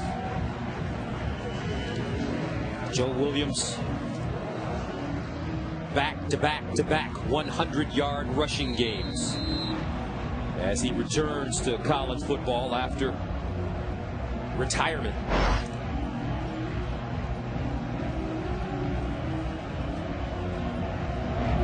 This Kano to send it away. This one deep into the end zone for a touchback.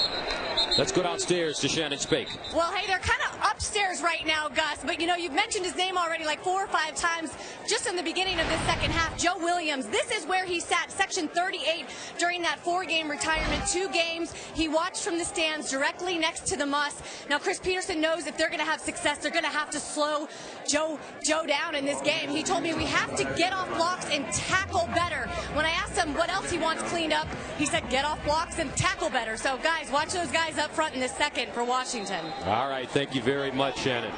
Joe Williams watching from the stands for 2 games. He also took a trip to Denver. We'll tell you about that in a second. On first down, they give it to him. And he's knocked backwards. He took a trip to Denver to spend some time with his good buddy, Devontae Booker, and Booker gave him some good information. Well, Booker looked him straight in his eyes and said, "You're good enough to be in my shoes in the National Football League." Kind of like, what are you doing? And even though that conversation didn't necessarily change his mind, the phone call from Kyle Whittingham came shortly after, and Joe Williams realized, listen, I'm going to return to football for me and for my family, and that's what I'm going to do, and he's been a different player since. Second down and 10 at the 25. Troy Williams in trouble, throws on the move, and incomplete. This aggressiveness of the the Washington D right off the rip.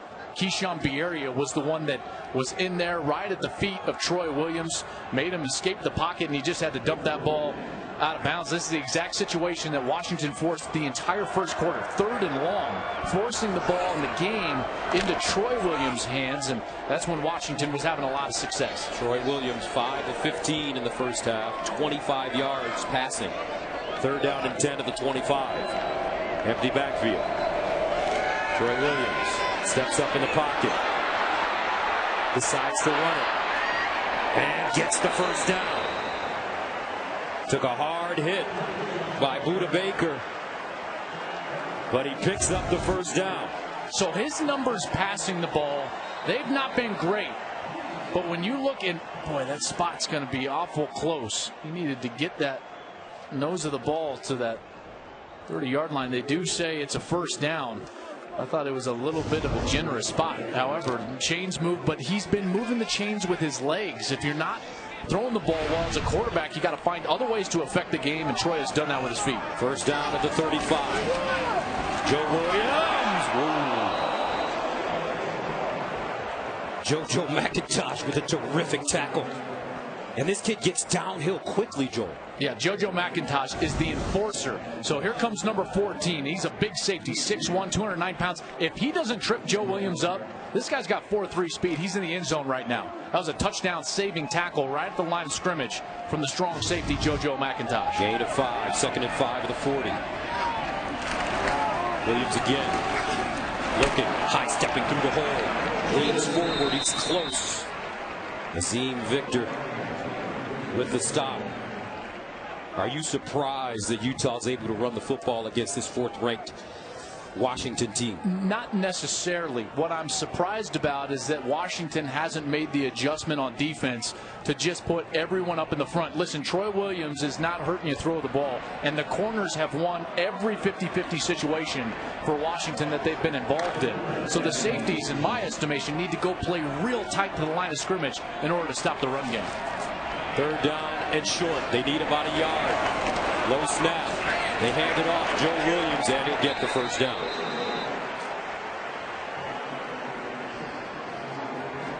They're trying to stop this run game with just base defense, and it's not working out because of the vision. Whoa, look at that ball. Was actually on the ground. Troy Williams, fortunate bounce. Bounced up to him like it was a basketball. He got it to Joe Williams and was able to convert and stay on the field. But these safeties are going to have to start taking chances and getting up near the line of scrimmage, or else Utah is just going to run the ball the entire second half. Keep your eye on Tyrone Smith. He's the receiver at the top of your screen. He's tall, 6'4". First and 10 at the 47. Troy Williams goes near side. Caught at the 24-yard line. Evan Moyahi. A gain of 31. I love what they're able to do. They're going to target the safety with the little corner route from the tight end. And as the safety just stays right near the hash, even turns his shoulders, that's an easy read for Troy Williams, who dumps it on the outside to Evan Moyahi. They needed some success in the passing game, and now they finally got it to their tight end. First down at the Washington 23. Moyahi, 3 catches, 37 yards. Troy Williams. They give it, no, underneath, caught. Flag on the play. Tim Patrick on the slant route. Sidney Jones with the tackle. We'll see which way this is working. There was a little hand fighting there. 26, Sidney Jones. Before the pass, holding defense number 26. The penalty is declined. The result of the play is a first down. Almost nobody has had success working on Sidney Jones here, the corner, number 26. But when you've got a 6'5" receiver and he beats him inside, you know, I got to be honest, I didn't see a hold there. That jersey didn't come away from the pads. That's kind of typical hand fighting, in particular near the line of scrimmage. But nonetheless, the Utes get the call. Joe Williams back in the game and running back. They give it to him. Tries to break it back. And will be slammed to the ground by Vea. Vita Vea, sophomore, Milpitas, California. 6'5", 332. And this is the point on the field that it becomes so difficult to run it. When you're in goal to go from outside the 5, the safeties are run defenders. You can't block them. And so it becomes imperative for Kyle Whittingham's offense that they be able to throw the ball. But they haven't done that with much success today. Second down, goal at the 6-yard line. Here's Troy Williams running it. Troy Williams leans forward and gets inside the 1. Defense's helmet came off during the play and has to leave for 1 down. So Buda Baker's helmet came off, number 32. He's going to end up having to leave. Boy, that's not good. In particular here, when you've got 3rd and goal from the 2, he's the playmaking safety. He would have been the unblocked player. And now in for him, 21, a true freshman, Taylor Rapp, is going to be in the ball game. 3rd down, goal at the 2. This drive started at the Utah 25. Joe Williams has 1 touchdown already. They give it to him. Outside. Oh, what a great tackle, but a flag. Maybe a face mask against Washington. I think that's exactly what they're going to call. Azim Victor, number 36, was the player that was nearest and actually trying to tackle Joe Williamson. Absolutely. Right hand, right on the face mask, turns his head. Face mask, defense, half the distance from the goal, automatic first down. We've guys now seen 2 penalties against Washington down inside the 5 that has given Utah a free first down. They were able to capitalize for a touchdown earlier in the game. Now they got first goal from the 6-inch line. Joe Williams.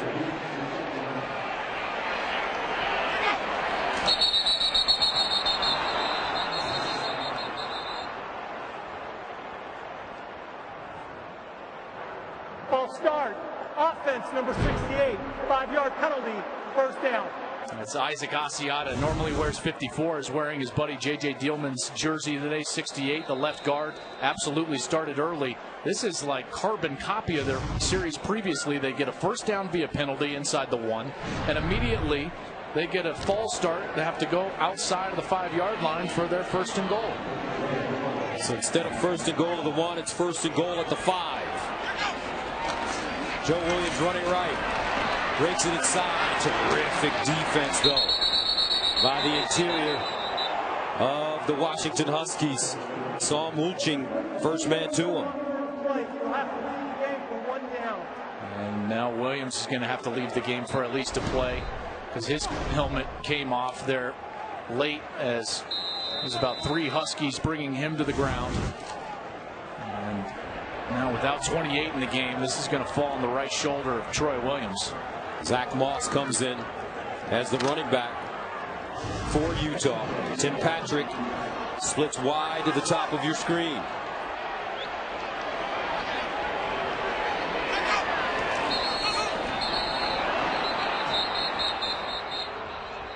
And a timeout called by Utah.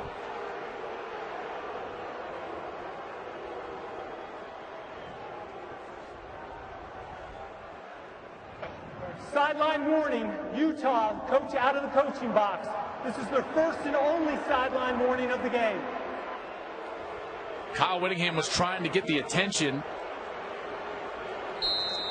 the head linesman, and ran out of the coaching box. Gets a quick warning, so no timeout here. That's a second and goal. From the 6.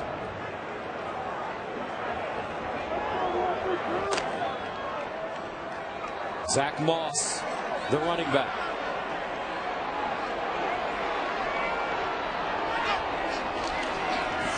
Williams. Touchdown Utes. C.O.C. Wilson. And Utah, with 8:17 to go in the third quarter, the Utes take the lead against the number 4 team in America. I love the concept, because what you're going to get is the corner. That's 26 Sidney Jones. He's got to be there for the tight end who's heading for the pylon, and he didn't get the safety help over the top. Phillips in to attempt the extra point, but you've been saying it, partner. Establish the run. It'll allow the play action pass to be effective. It's like opening up that jar of spaghetti sauce. You can't get it twisted, but once it budges, it's opening right up.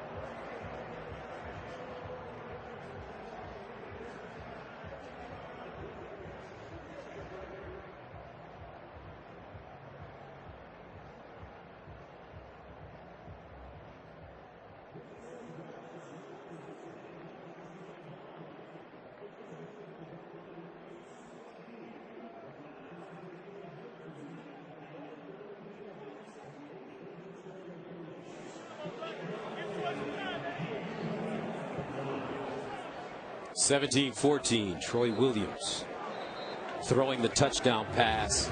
And the Utes are second in the nation in time of possession, averaging close to 36 minutes per game. That drive, 13 plays covering 75 yards. Joel, they eat up 643. If you were to ask Kyle Whittingham, he'd say that's Utah football. That's what we want to do. First lead of the game for Utah. Down 14-0 early. But remember, this is a tough, gritty, physical football team. Hayes Hicken will send it away. John Ross back deep. Now, Jake Browning comes back on the field with a deficit. This one sent deep into the end zone for a touchback. Jake Browning, only a sophomore. Wise beyond his years. Back on the field for Washington right after this.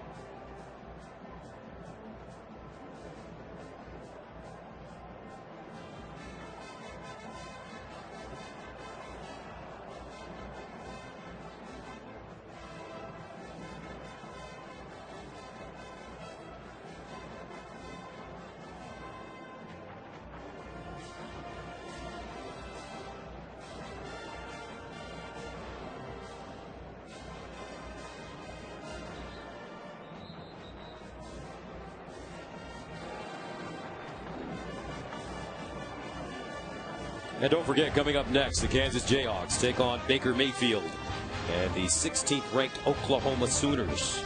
Then at 11 Eastern, it's Stanford against Arizona. That's all starting next, right here on FS1, or watch it live on Fox Sports Go. Washington with the football at their own 25, down 17-14.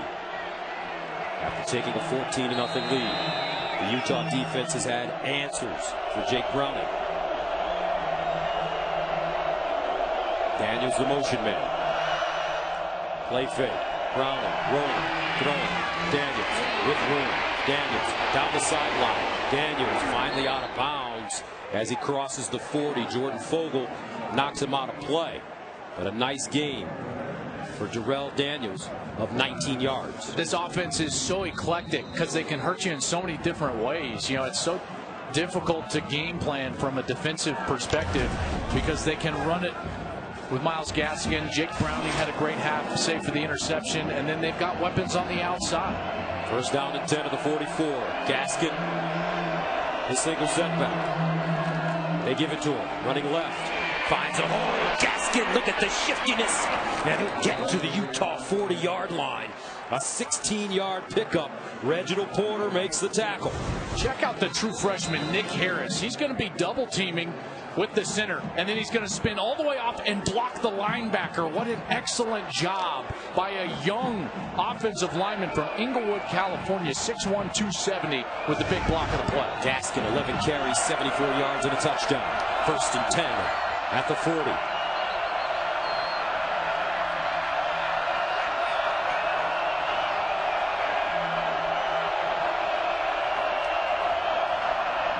Gaskin, stutter step, spinning, breaks away at the 30, hits the sideline, and finally pushed out at the 15. This kid is special. Myles Gaskin. Asked him what's the best trait that Gaskin possesses. It's his ability to make people miss in tight quarters. That's what great running backs has. Sunia Taucioli has him dead to rights in the hole, and the spin gets himself off and free and all the way down the field. What an answer here from Washington. It's a heck of a drive so far. 12 carries, 100 yards for Gaskin. 4th straight game with 100. Levon Coleman comes in. 1st down to the 14. Coleman. And he'll lean forward and get to the 9. Hayden Clegg with the stop.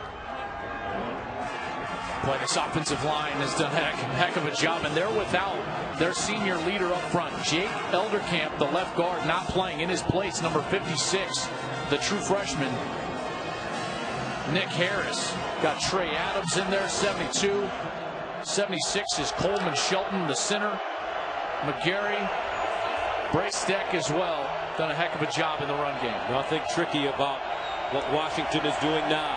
This time Coleman running right. Breaks it back, hops forward, and crawls to the 4. Justin Thomas defensively for Utah. And the extra yards that Coleman got as Washington now will try to get a little tempo and go fast. 3rd and 1 at the 5. Low snap handled by Browning. He'll fire it in the end zone. Caught! Touchdown, John Ross. His 2nd of the day. And the Huskies answer. And they answer emphatically. How about John Ross? What concentration. Ball is on the money. Tips off his hands and right back to him as he spins around for his 2nd touchdown of the game. Cameron Van Winkle comes in to attempt the extra point. And it's good. 21-17. Myles Gaskin. And then John Ross. We got a ball game in SLC.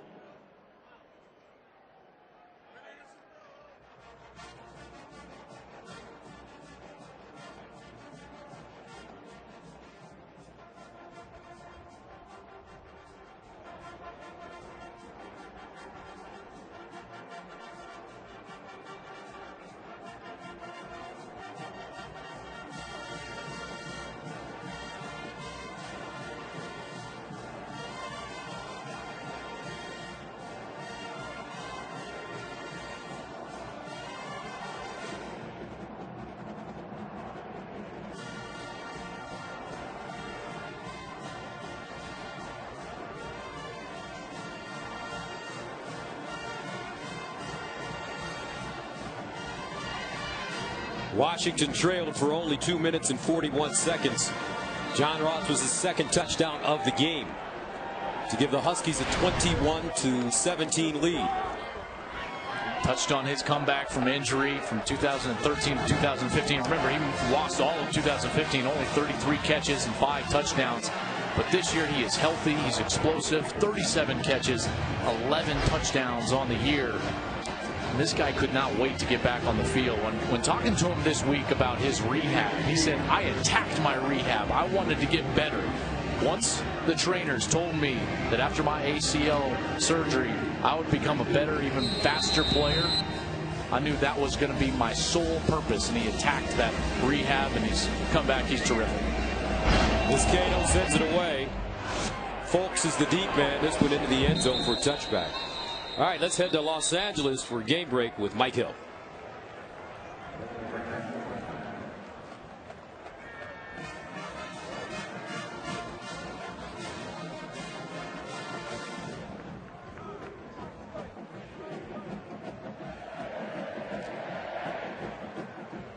Thanks, Mike. You know, the same discussion that the committee on Tuesday or through this weekend as they're going to drop the first rankings. As we look at the offensive leaders for Utah, Joe Williams, 25 rushes, 124 yards. The same discussion, Gus, that they're going to have around Baylor, and their schedule will be had around Washington, in particular in their non-conference. On first down, Williams running it straight ahead. He'll get to the 30 and make it the 29.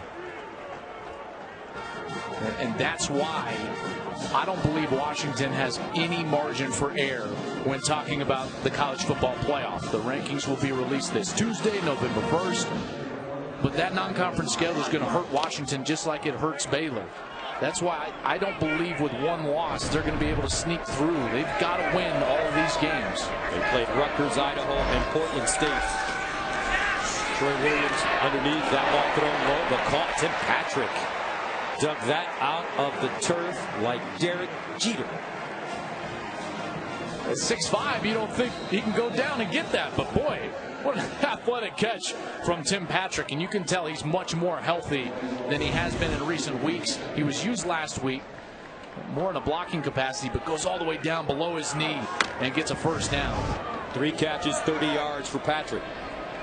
First down for Utah at their own 37. Williams.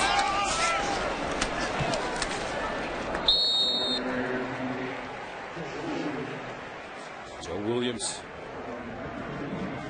gains 4 on the play. And even when it doesn't look like much is there, both of these teams, their running backs, whether it's Myles Gaskin or Lavon Coleman for Washington and Joe Williams for Utah, even when it's not blocked perfectly, they're getting 4 and 5 yards. It's a mark of great running backs. 2nd and 6. Williams again. High stepping.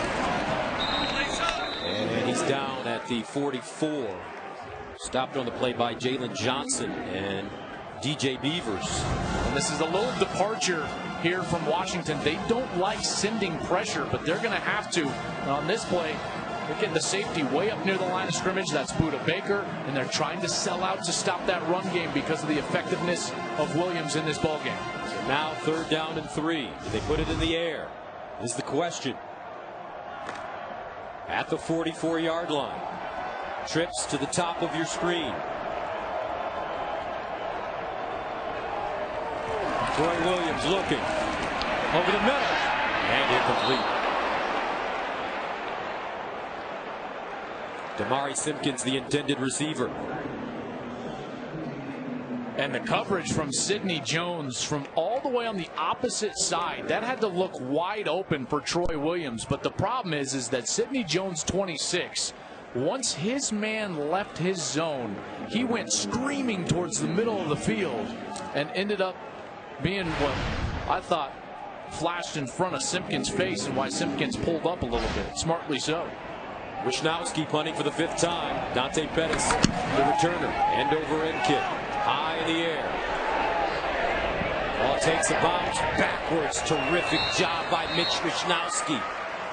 A 48-yard punt down inside the 20. 21-17. UW with the football right after this.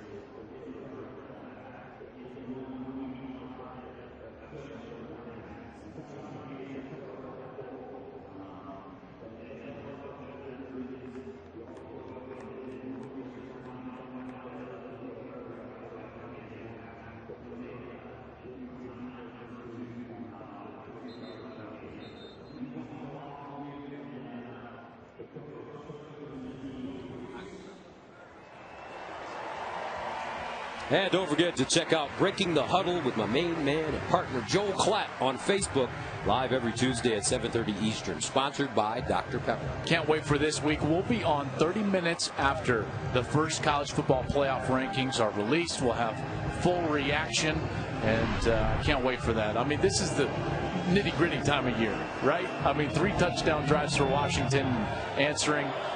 Utah, 3 of those 75 yards or more today, and they're backed up once more. And Jake Browning has been terrific, but it's been the run game, Gus, that's gotten going. First down and 10 at the 7-yard line, and they hand it off to Gaskin. Another big chunk of yardage for Myles Gaskin as he is wrapped up by Chase Hansen crossing the 10-yard line. You don't see this often. You know, Utah is normally so good stopping the run, but right now Washington is having their way up front. And they've clearly found something coming out of the locker room at halftime where they know they can win those battles, and they're establishing this run game in this third quarter. Gain of 5, 2nd and 5. Gaskin again, and another big run. Look at that spin. Woo. This kid is shifty. Cody Barton had to hang on to bring him down. Chase Hansen, I feel for you, man. 22 for Utah. It's going to come in there, right? Oh! He's all of a sudden grabbing a big old handful of air as Myles Gaskin spins by him. A 16-yard gain. 1st and 10 of the 28. Myles again. Myles Gaskin, look at him. Just biting off huge chunks. Jordan Fogle with the tackle, but that's a 14-yard gain. I mean, they're just doing whatever they want. First, the true freshman gets the block. Then they're going to loop the center around to pull. So 56, Nick Harris, he gets the block. 79, Coleman Shelton, he's out there blocking Sania Taucioli, and they're out the gate. Myles Gaskin not getting touched until he's 6, 7, 8 yards down the field. 15 carries, 135 yards, and a touchdown for Myles. 1st and 10 at the 42.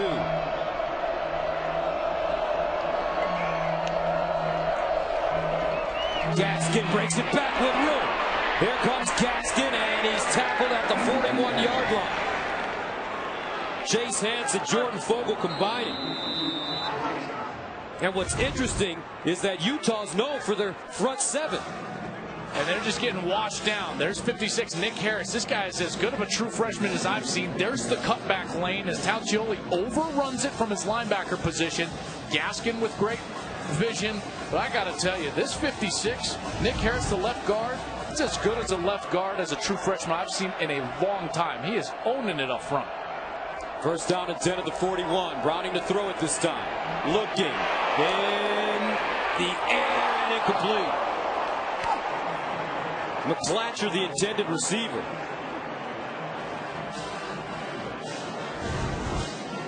Browning is going to get absolutely throttled as he lets it go. Chase Hansen comes back, probably still angry that Gaskin left his shoes back on the 15-yard line and just unloaded on Jake Browning. Still almost completed that pass, but wasn't as accurate as we normally see from Browning because of that pressure. 2nd and 10 at the 41. Levon Coleman in at running back. They give it to him, running left, breaks it inside, and Coleman gets close to the 1st down. He needed to get to the 30. Chase Hansen again with the tackle. Will be about a yard short. I'll tell you what, this is an impressive offensive line performance. I thought we were seeing something impressive last week when Utah was owning the UCLA Bruins up front, but this front 7 for Utah, I've never seen them manhandled like this in a game. Exactly. Washington's front has been remarkable in this third quarter. The Washington offensive line sending a challenge back to Utah, saying, oh, you want to fight us in the gutter? No problem. That's the end of the third quarter.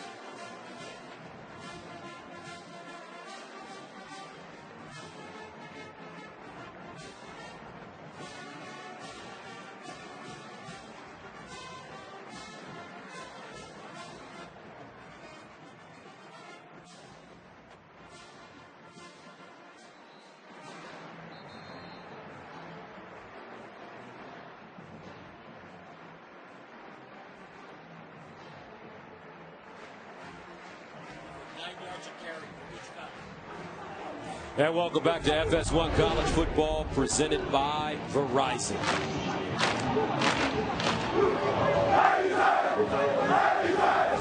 Start of the fourth quarter. Wild swings and momentum. Washington had it early. Utah came back, grabbed the lead for a moment, but now the Huskies on the march again. Third down and 1. Levon Coleman in the backfield for the Huskies. Browning sprints out of the pocket, delivers, caught, and a first down at the 30. Dante Pettis, one of their leading receivers. He's been quiet today, gains 3 yards, but running the football.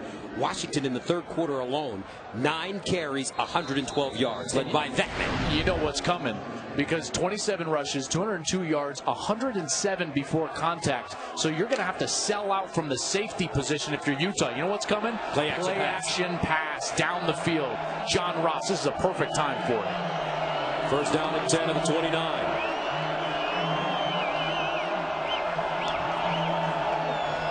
They hand it off to Coleman. And Coleman dragged down inside the 25 by Chase Hansen. Tell you what, this Chase Hansen is a tough guy. He sure is.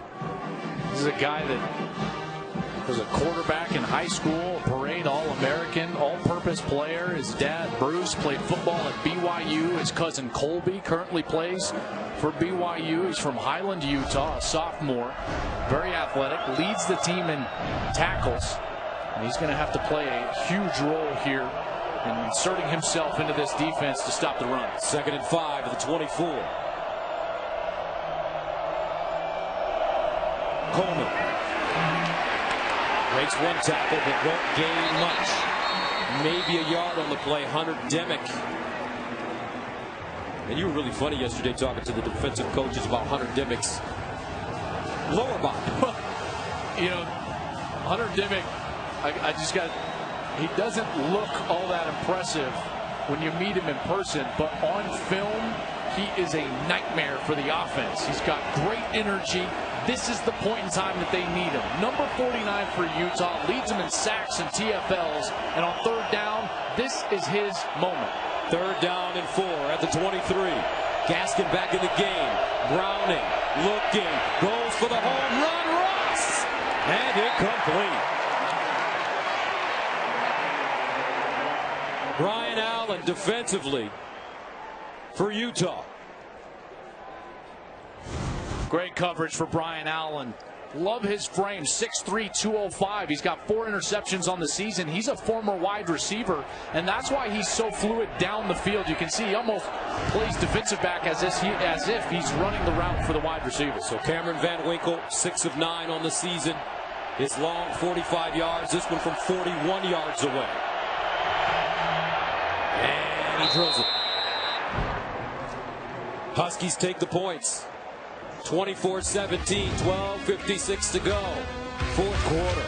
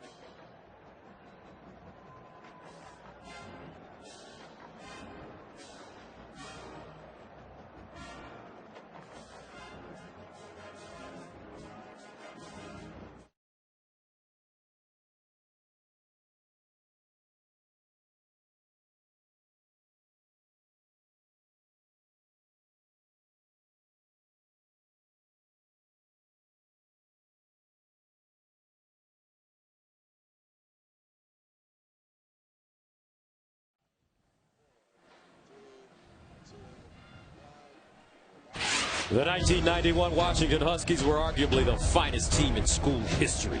After going undefeated, they split the national championship with the Miami Hurricanes. Players like Steve Ettman, Dana Hall, Mario Bailey, and Ed Cunningham all played an important role. Don James, the Dog Father, won the Football Writers Association of America Coach of the Year award. Is this the beginning of the Dog Father Part 2? Vito Corleone. Listen, this has all the makings because Chris Peterson recruits so well to his system with his type of guys. I could see him having a pocket or a run of success here at Washington for the next 4, 5, 6, 7, maybe even decade, Gus. They've certainly got it going this year. Going to be right in the thick of things when the rankings come out on Tuesday and have the one-score lead here. Huskies send it away. Kyle Forbes in the end zone. And he'll take it in. Let's go to L.A. Mike Hill for an update.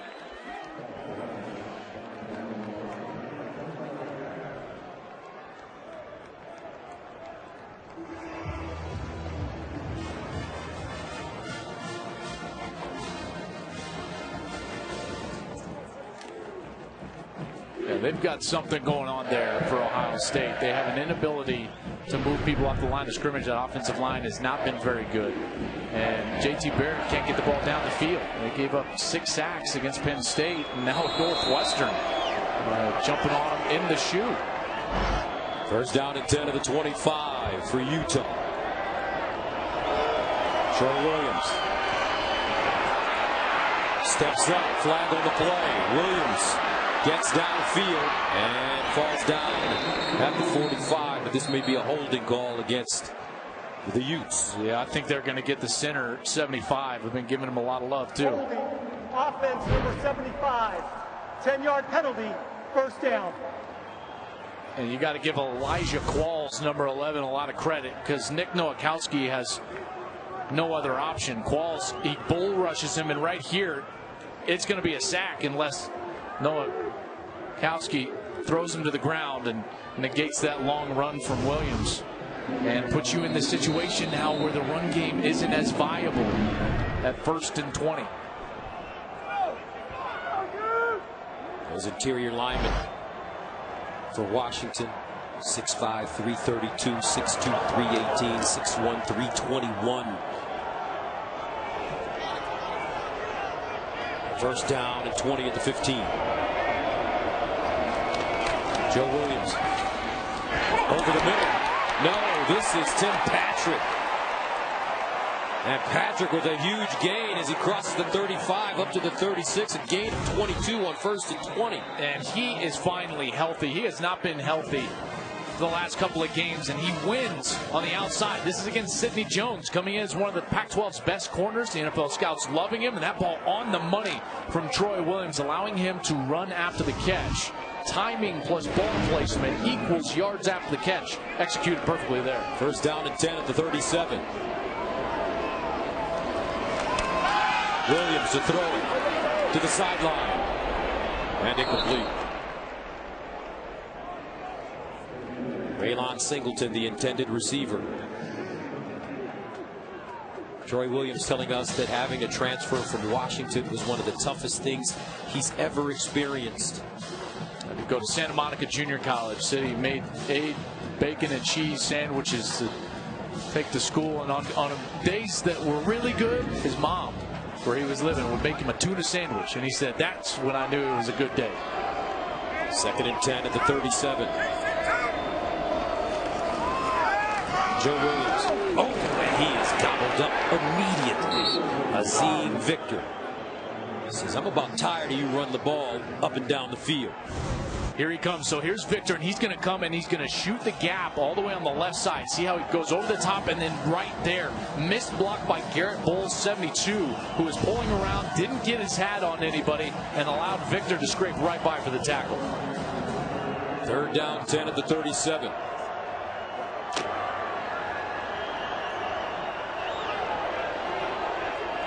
Got to look for Patrick if you're Utah. Tim Patrick actually. Here's Troy Williams to throw. Steps up in the pocket. That ball deflected at the line of scrimmage, incomplete. And a flag on the play.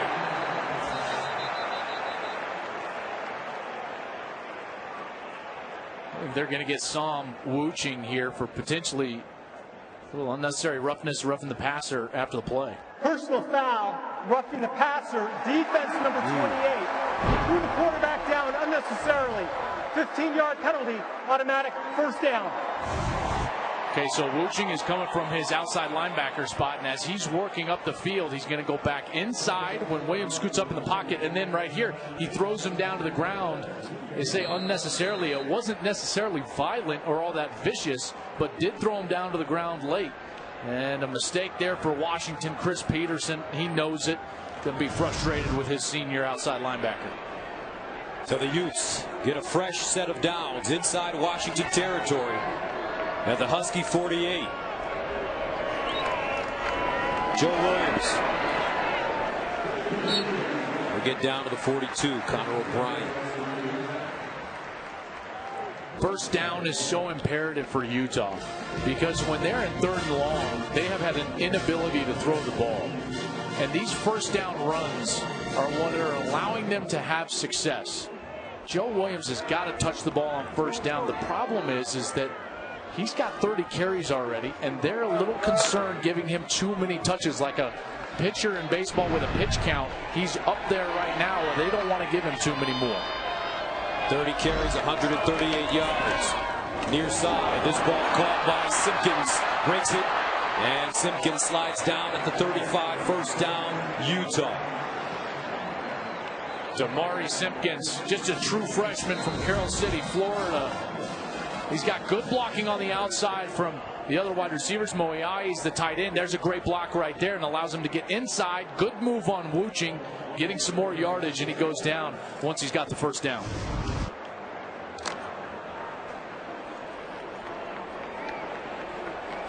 First down at the Washington 36. Williams stutter stepping, breaks it, and gets to the 24-yard line. First down, Utah. A 12-yard gain, but his feet, he kept chopping his feet, Joel. Second effort will always be rewarded from the running back position. He bounces his outside to the left and then continues to move his feet once he's contacted. This guy picks up a big first down. You can just hear the physical nature of the game. 31 carries, 150 yards for the retiree, Joe Williams. First down, play fake, Troy Williams. Fires, caught! Touchdown, Utah! Mariani! What a throw by Troy Williams!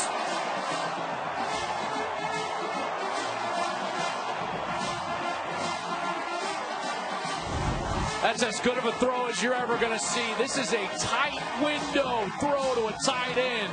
Troy Williams is going to scoot up in the pocket. Look at this.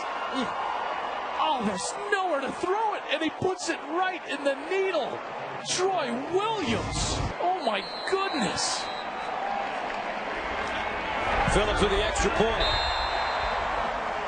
We are level at 24. Utah, led by their junior college transfer who once upon a time wore purple and gold.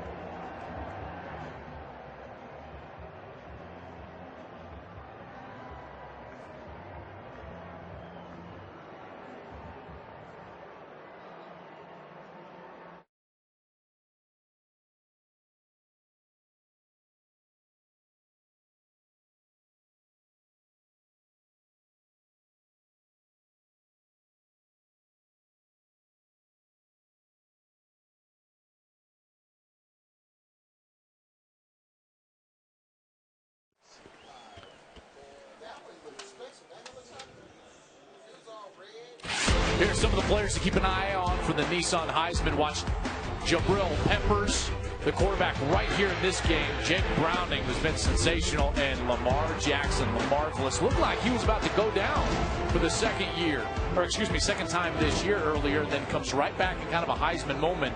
And speaking of Heisman moments, as we look at Dalvin Cook and Deshaun Watson also on that list, because this is a stage and a Heisman moment on the road against a ranked team, and Jake Browning in a tie game about to take the field in the fourth quarter.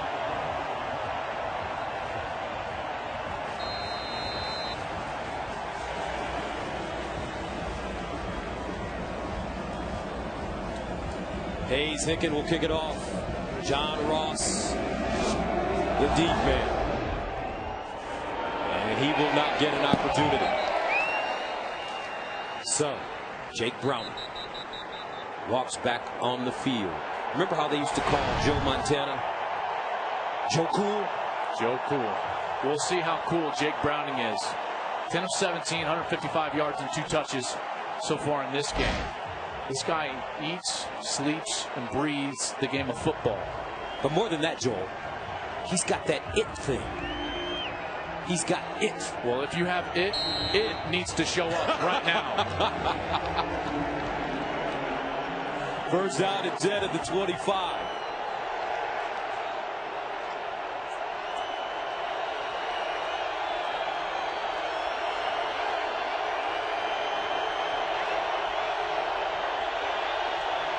Browning to throw. In trouble. Scrambles. Throws on the move. Caught at the 35 by John Ross. And it goes out of bounds at the 40. The best part about a wide receiver that understands what his quarterback is trying to do is one that can break out of his route and get into scramble rules right away. He's on an intermediate route, and he immediately works on a parallel level, and he says, my quarterback's in trouble. I'm going to get some space and get open. Ross makes the play there for Jake Browning. Thinking with the same brain. First down and 10 at the 40 after the 15-yard pickup. Browning hands it off. Gaskin follows his block, and he goes out of bounds for a 1-yard gain on the play. This run game has been so good and so effective.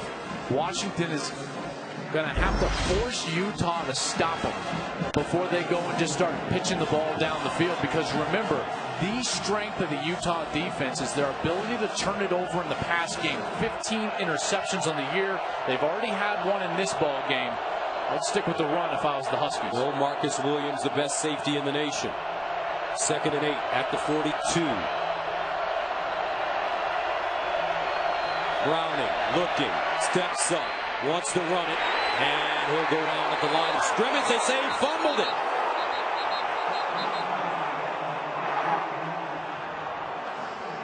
Well, it looked like that right knee was down. On the field as the runner was down.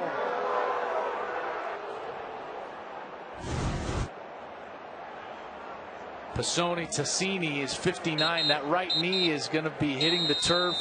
Control still clearly with Browning. Excellent call by the officials as the ball pops loose just after that knee hits the turf. So a big 3rd down and 9. The runner was down. The previous play is now under replay review. This is something that Utah talks about constantly every time we've had a meeting with them. And Gus, you and I have met with this coaching staff now 6 times in the last 2 years. And every time we talk with their head coach Kyle Whittingham and defensive coordinator Morgan Scaley, they talk about arriving angry, battering the ball carrier in order to get the ball onto the ground. Now, this one I don't believe is a fumble. That knee hit the ground first, but this is the type of mentality that the Utes love to have. And I love having an opportunity when Morgan walks into the room. After review, the ruling on the field of the runner being down with his right knee on the ground is confirmed. 3rd down. He always comes in as we take a look at Kyle Whittingham. Coach Scaley always comes in, and he's got the most beautiful, expensive Italian loafers that you'll ever see. That's right, he's a shoe guy. 3rd down 9 at the 41. Does he dial up pressure here, Joel? I think he's got to. If Browning has time, he's picked them apart.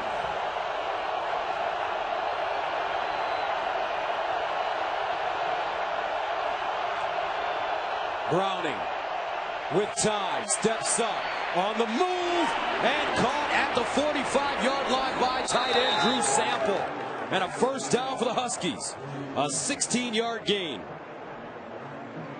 I mean, Browning is just so good. He's going to get a little bit of a cross. Hunter Dimick is going to flush him from the pocket right here. And as he moves up, his eyes stay down the field, and his wide receivers always are working to open spaces. They work to open spaces because they know number 3 is going to find him. He had way too much time to operate, and as a result, he moves the chains. 1st and 10 at the 43. Gaskin in now. They give it to him, and he's tackled before he gets to the line of scrimmage. Nicely done. Lua Fatasonga. Tavika Lua Fatakasonga is right here. He's coming around the edge, right down what I would call the heel line. See how he gets flat, and then he runs right down what I just call the heel line. The heel line is the heels of the offensive line. Great job by Lua Futasanga. Second down and 12 at the 45.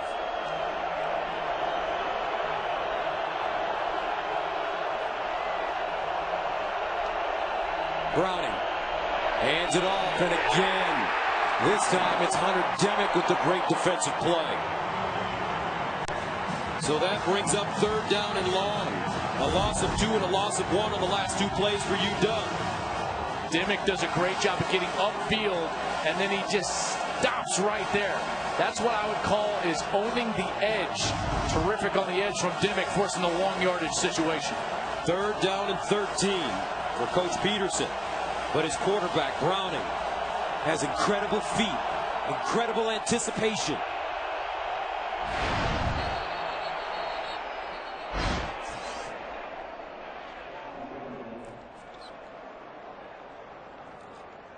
It's going to be an interesting call. Offside, defense number 50 in the neutral zone, causing the offense to react. 5-yard penalty, third down. So Talmoi Pinu is going to come up the field, and that's what makes 72. See, Trey Adams jumps, but only after Talmoi Pinu is in that neutral zone. Good call by the official there. Huge play here for both teams. 3rd and 8 at the 41.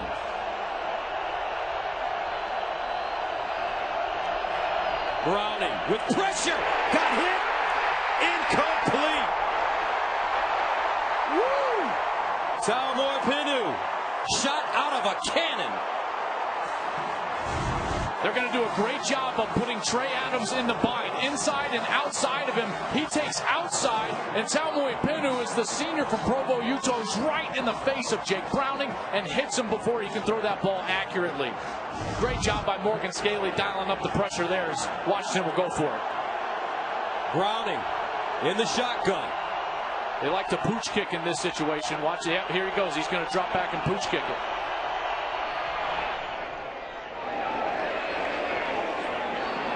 And the ball will be down at the 1. So 5:09 remaining in the 4th quarter. 24 up.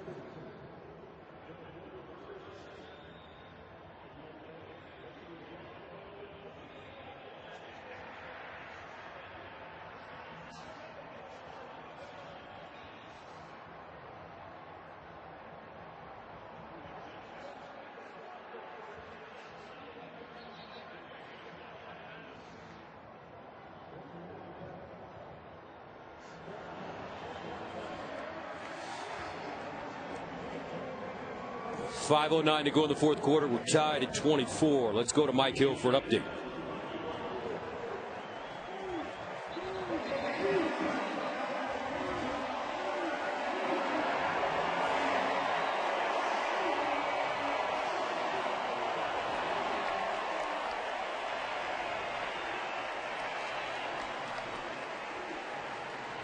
So what do? Schwarber, you got to get him in the lineup somewhere because of his stick. Tried last night, got sawed off and broke his bat. I mean, I think it's an interesting matchup, and with Kluber going tonight, that's a precarious spot to be in if you're the Cubs. They've waited 71 years for a World Series game. They have to wait one more game to try to score a run. First down at 10, and running the football. It's loose. Joe Williams. The ruling on the field is the runner was down. There's no fumble. And he barely got himself out of the end zone. A lot of carries for Joe today, 32. I wonder how much is left in the tank as he just inches out just short of that 1 yard line before that ball comes loose late. Second down and 10. Williams giving a little bit of room. Buda Baker coming up and making the tackle from a safety spot. Yeah, this team very rarely blitzes or pressures Washington, only about 9% of the time, but they are starting to do that in this game because they have to against that run game, and Buda Baker has been the man that they've called into those pressures from his safety spot in order to cover up the edges and then crash down on Joe Williams in the middle of the field. Third down and 9 from the 2. Troy Williams in the shotgun. 3:48 to go. Williams out of the end zone. Caught over the middle. First down, Damari Simpkins. Now they say incomplete. I thought they were very fortunate that they didn't get a holding call in the end zone. Would have been a safety. And Simpkins, just can't hold on. Clearly an incomplete pass there over the middle. And that ball was thrown really well from Troy Williams to the true freshman Simpkins. So now Utah will have to punt from their own 2. Dante Pettis, the deep man. Wisnowski has been terrific today, punting the football. Gets it off. Angle to the far side. Pettis will get a shot from the 42. Still running, breaks a tackle. Midfield. Pettis hits the sideline. Stays in bounds. Pettis, touchdown Huskies. 58 yards. Back-breaking play. No flags.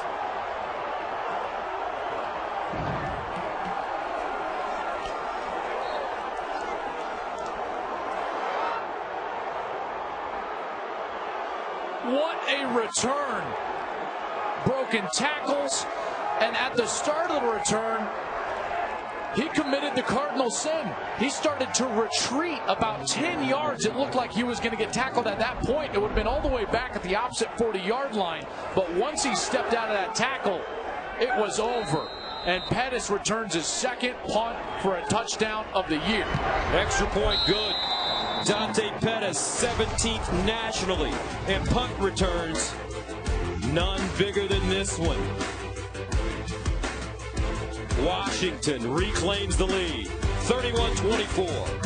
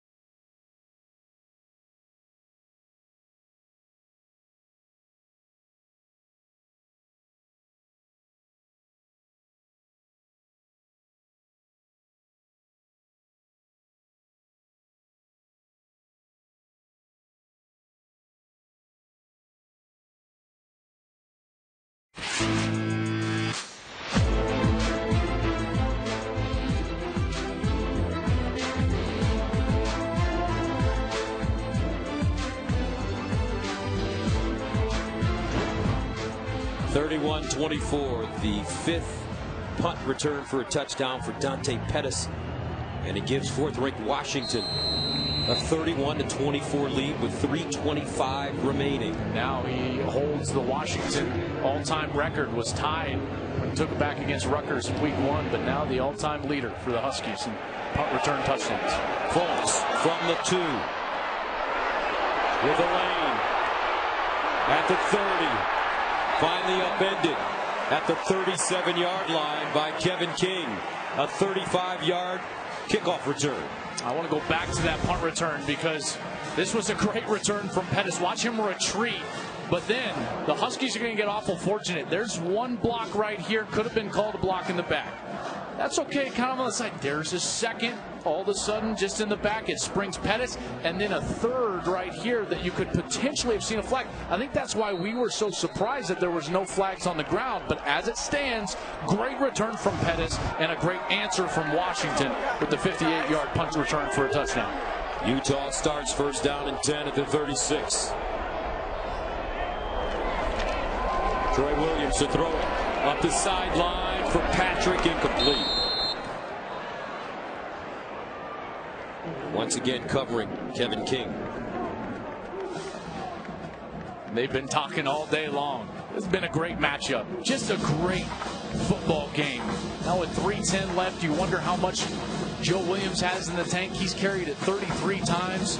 Troy Williams, the school that he went to, dreams of playing the #1 dual threat quarterback out of the country, signs with the Huskies, has to go to junior college. Now he's got a chance to bring his club back and beat his old mates. 2nd and 10 at the 36. And here's Joe Williams looking for space. Williams 1st down as he gets to midfield. A 15-yard gain. Tell you what, this kid, what a story. Finding himself after electing to sit out, retiring, being encouraged by his fiance. It's as good of a 3-game stretch as I can remember. 1st down and 10 at the 49. Williams again straight ahead. He plows forward. That's his 35th carry. Puts him over 170 yards, averaging just under 5 a carry. 1 touchdown on the day. And more importantly, though, he creates, Gus, a short yardage situation here. At 2nd and 6, the entire playbook is at the disposal for Jim Harding, who's done a great job in this second half, loosening things up and allowing his offense to work on his behalf. 2nd and 6 at the 45.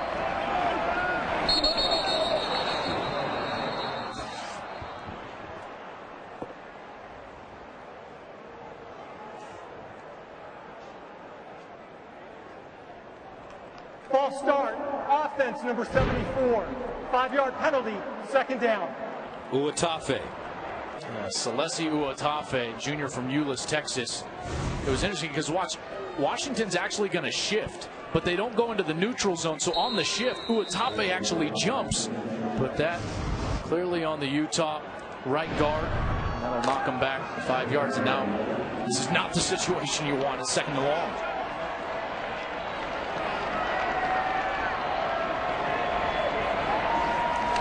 Troy Williams over the middle. High. Intended for Moyai. And now that brings up 3rd down and 11 with 1:54 to go. Is this 4-down territory, Joel? You know, with 3 timeouts, that's a tough one. The hard part is they have not stopped Washington on all that consistent of a basis. It might be, a lot of it depends on this play. If they can get to a 4th and short, Gus, maybe they'll go for it. But at 4th and 11, they would assuredly punt the ball away. 3rd down and 11 at midfield. Williams steps up, fires sideline, what a throw! And catch at the 29. Tim Patrick found a soft spot, and Troy Williams put it on it. I love the route from Patrick at the top of your screen because he's going to find the soft spot and just settle down, and then his quarterback finds him for a big completion, biggest of the day, and a 3rd down conversion that keeps him on the field. A gain of 20 yards on the play. 1st and 10 at the Washington 30. How much gas does Joe Williams have left? They swing it out. Simpkins. And he's chopped down at the 25. You know, as the carries have gone up, the pressure on Troy Williams has gotten greater. And as his former coach, Chris Peterson, looks on, the coach that didn't give him all that much of a chance as the #1 dual threat in the country. Only had one start at Washington. He's played decent today, 14 of 30, much better in this second half, 8 rushes for 39 yards. He's going against one of the best secondaries that I've seen all year long. Second down and 6 at the 26. And they're going to throw it. Simpkins looking.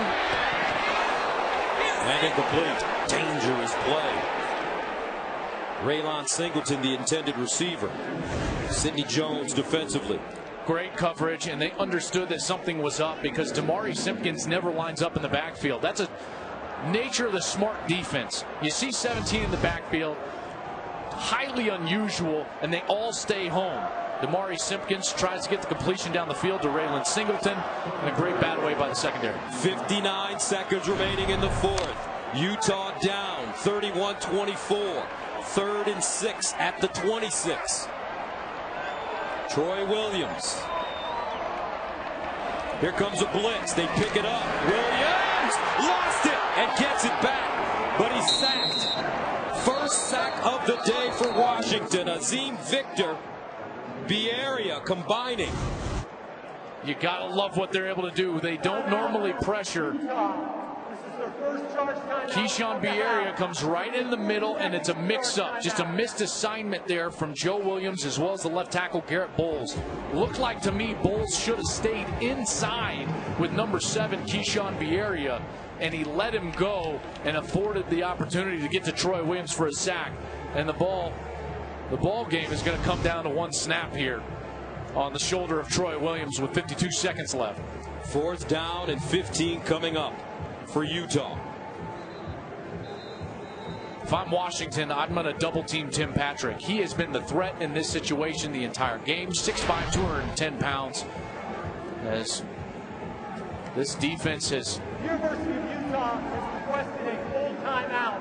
This will be a full timeout. And the timeout will be extended a little bit. They've hit Evan Moiai on a couple of big completions, but when you need this amount of yardage against this secondary, I think it's got to be Tim Patrick. Tension.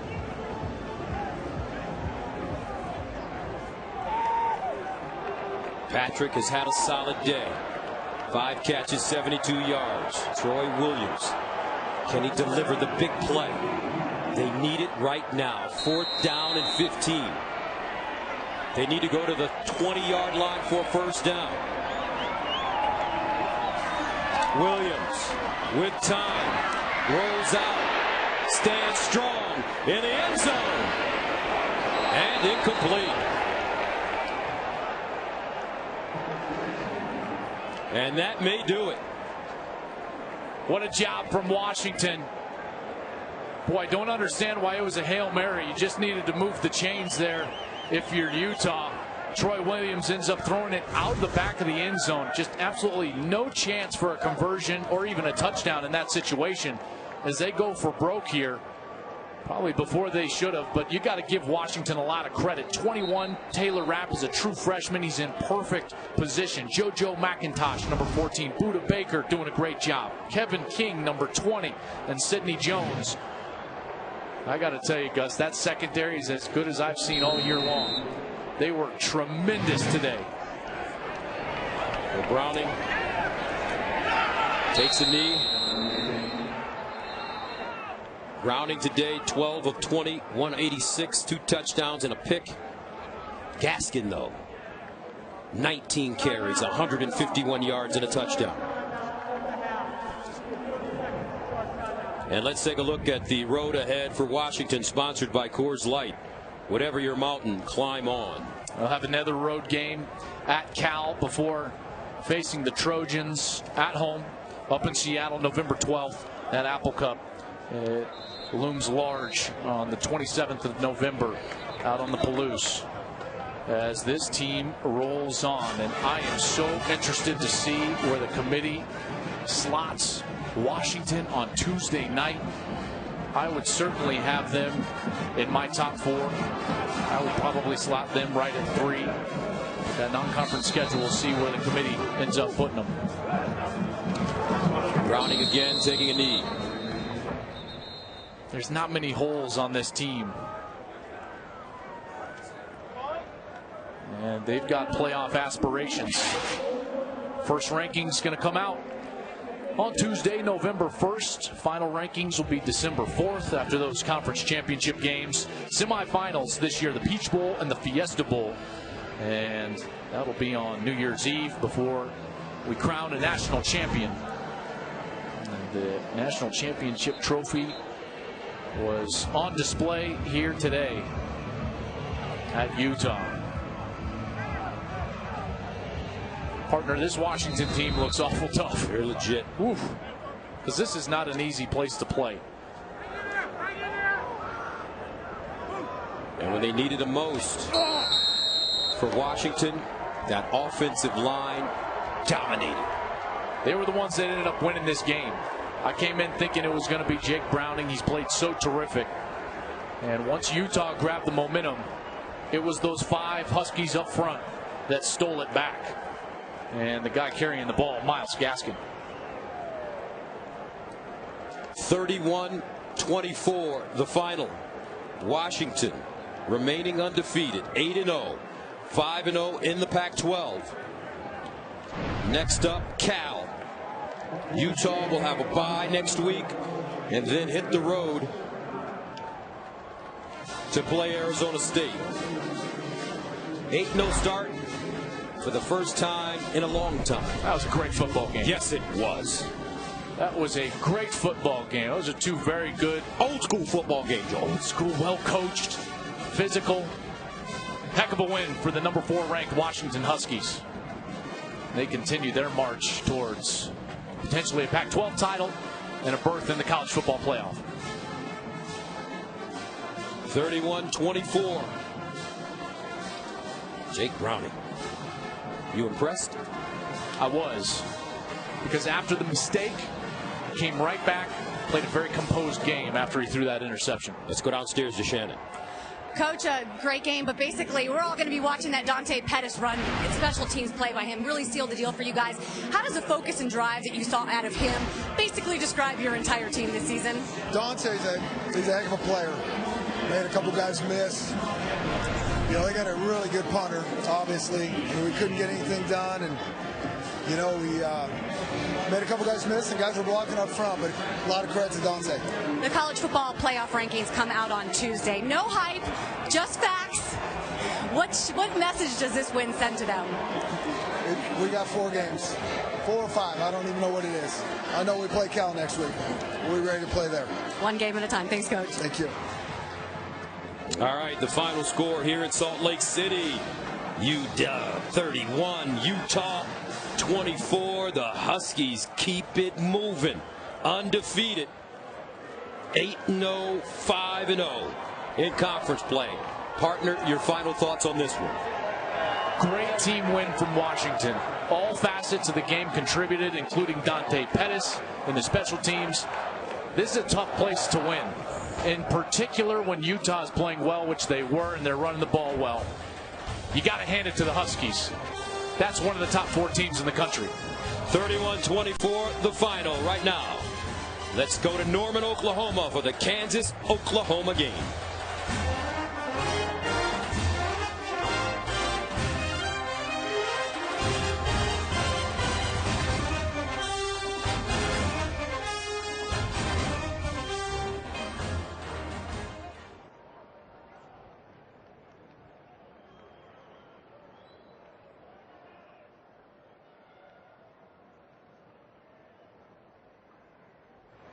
You ready? Yeah.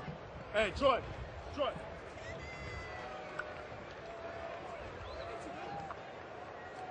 Yeah, ready?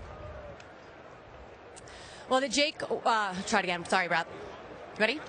Well, the Jake Browning bandwagon just got a little fuller. You know, so many people were talking about this environment, coming in here, playing around this crowd. How did that motivate you here today? I mean, for us, I don't think it's motivation or the opposite of motivation. You just got to play and handle the crowd noise. Obviously, a hostile environment, college game day and all that. We knew it was going to be loud, so we just had to handle that and do our deal. A lot of people are going to look at your stats, obviously talk about you, but the guys around you, how much do they set the tone and give you confidence to do what you can? Well, I don't know what my stats were, but I don't think they were very good. I mean, we ran the ball really well. You know, obviously made big plays in the punt return by Dante. That was huge. And, you know, I thought this was not my best game by any means, but we did what we had to do to get it done. And, you know, started up front, I think, for us on offense especially. We ran the ball really well. And, you know, we had a backup come in. We had a guy go down, left guard, he's a true freshman. And he played well, and everybody played well. When you go back and self-scout, what will be the highlights for you? What will you look at? Probably the pick, and then you know, just having some answers for his cover two. You know, I think that's what they wanted to do against us, and you know, against that you should be able to run. That's kind of the coverage you can run against pretty well. So I thought that's what we did, and you know, I want to be more on them disguising. I thought they disguised a lot of coverages really well, and kind of got after us a little bit in that regard. Thanks, Jake. You got the W. Yeah. Congratulations. Thank you. Washington State. Okay. Still on Dante. Thank you. All right, I think we're good.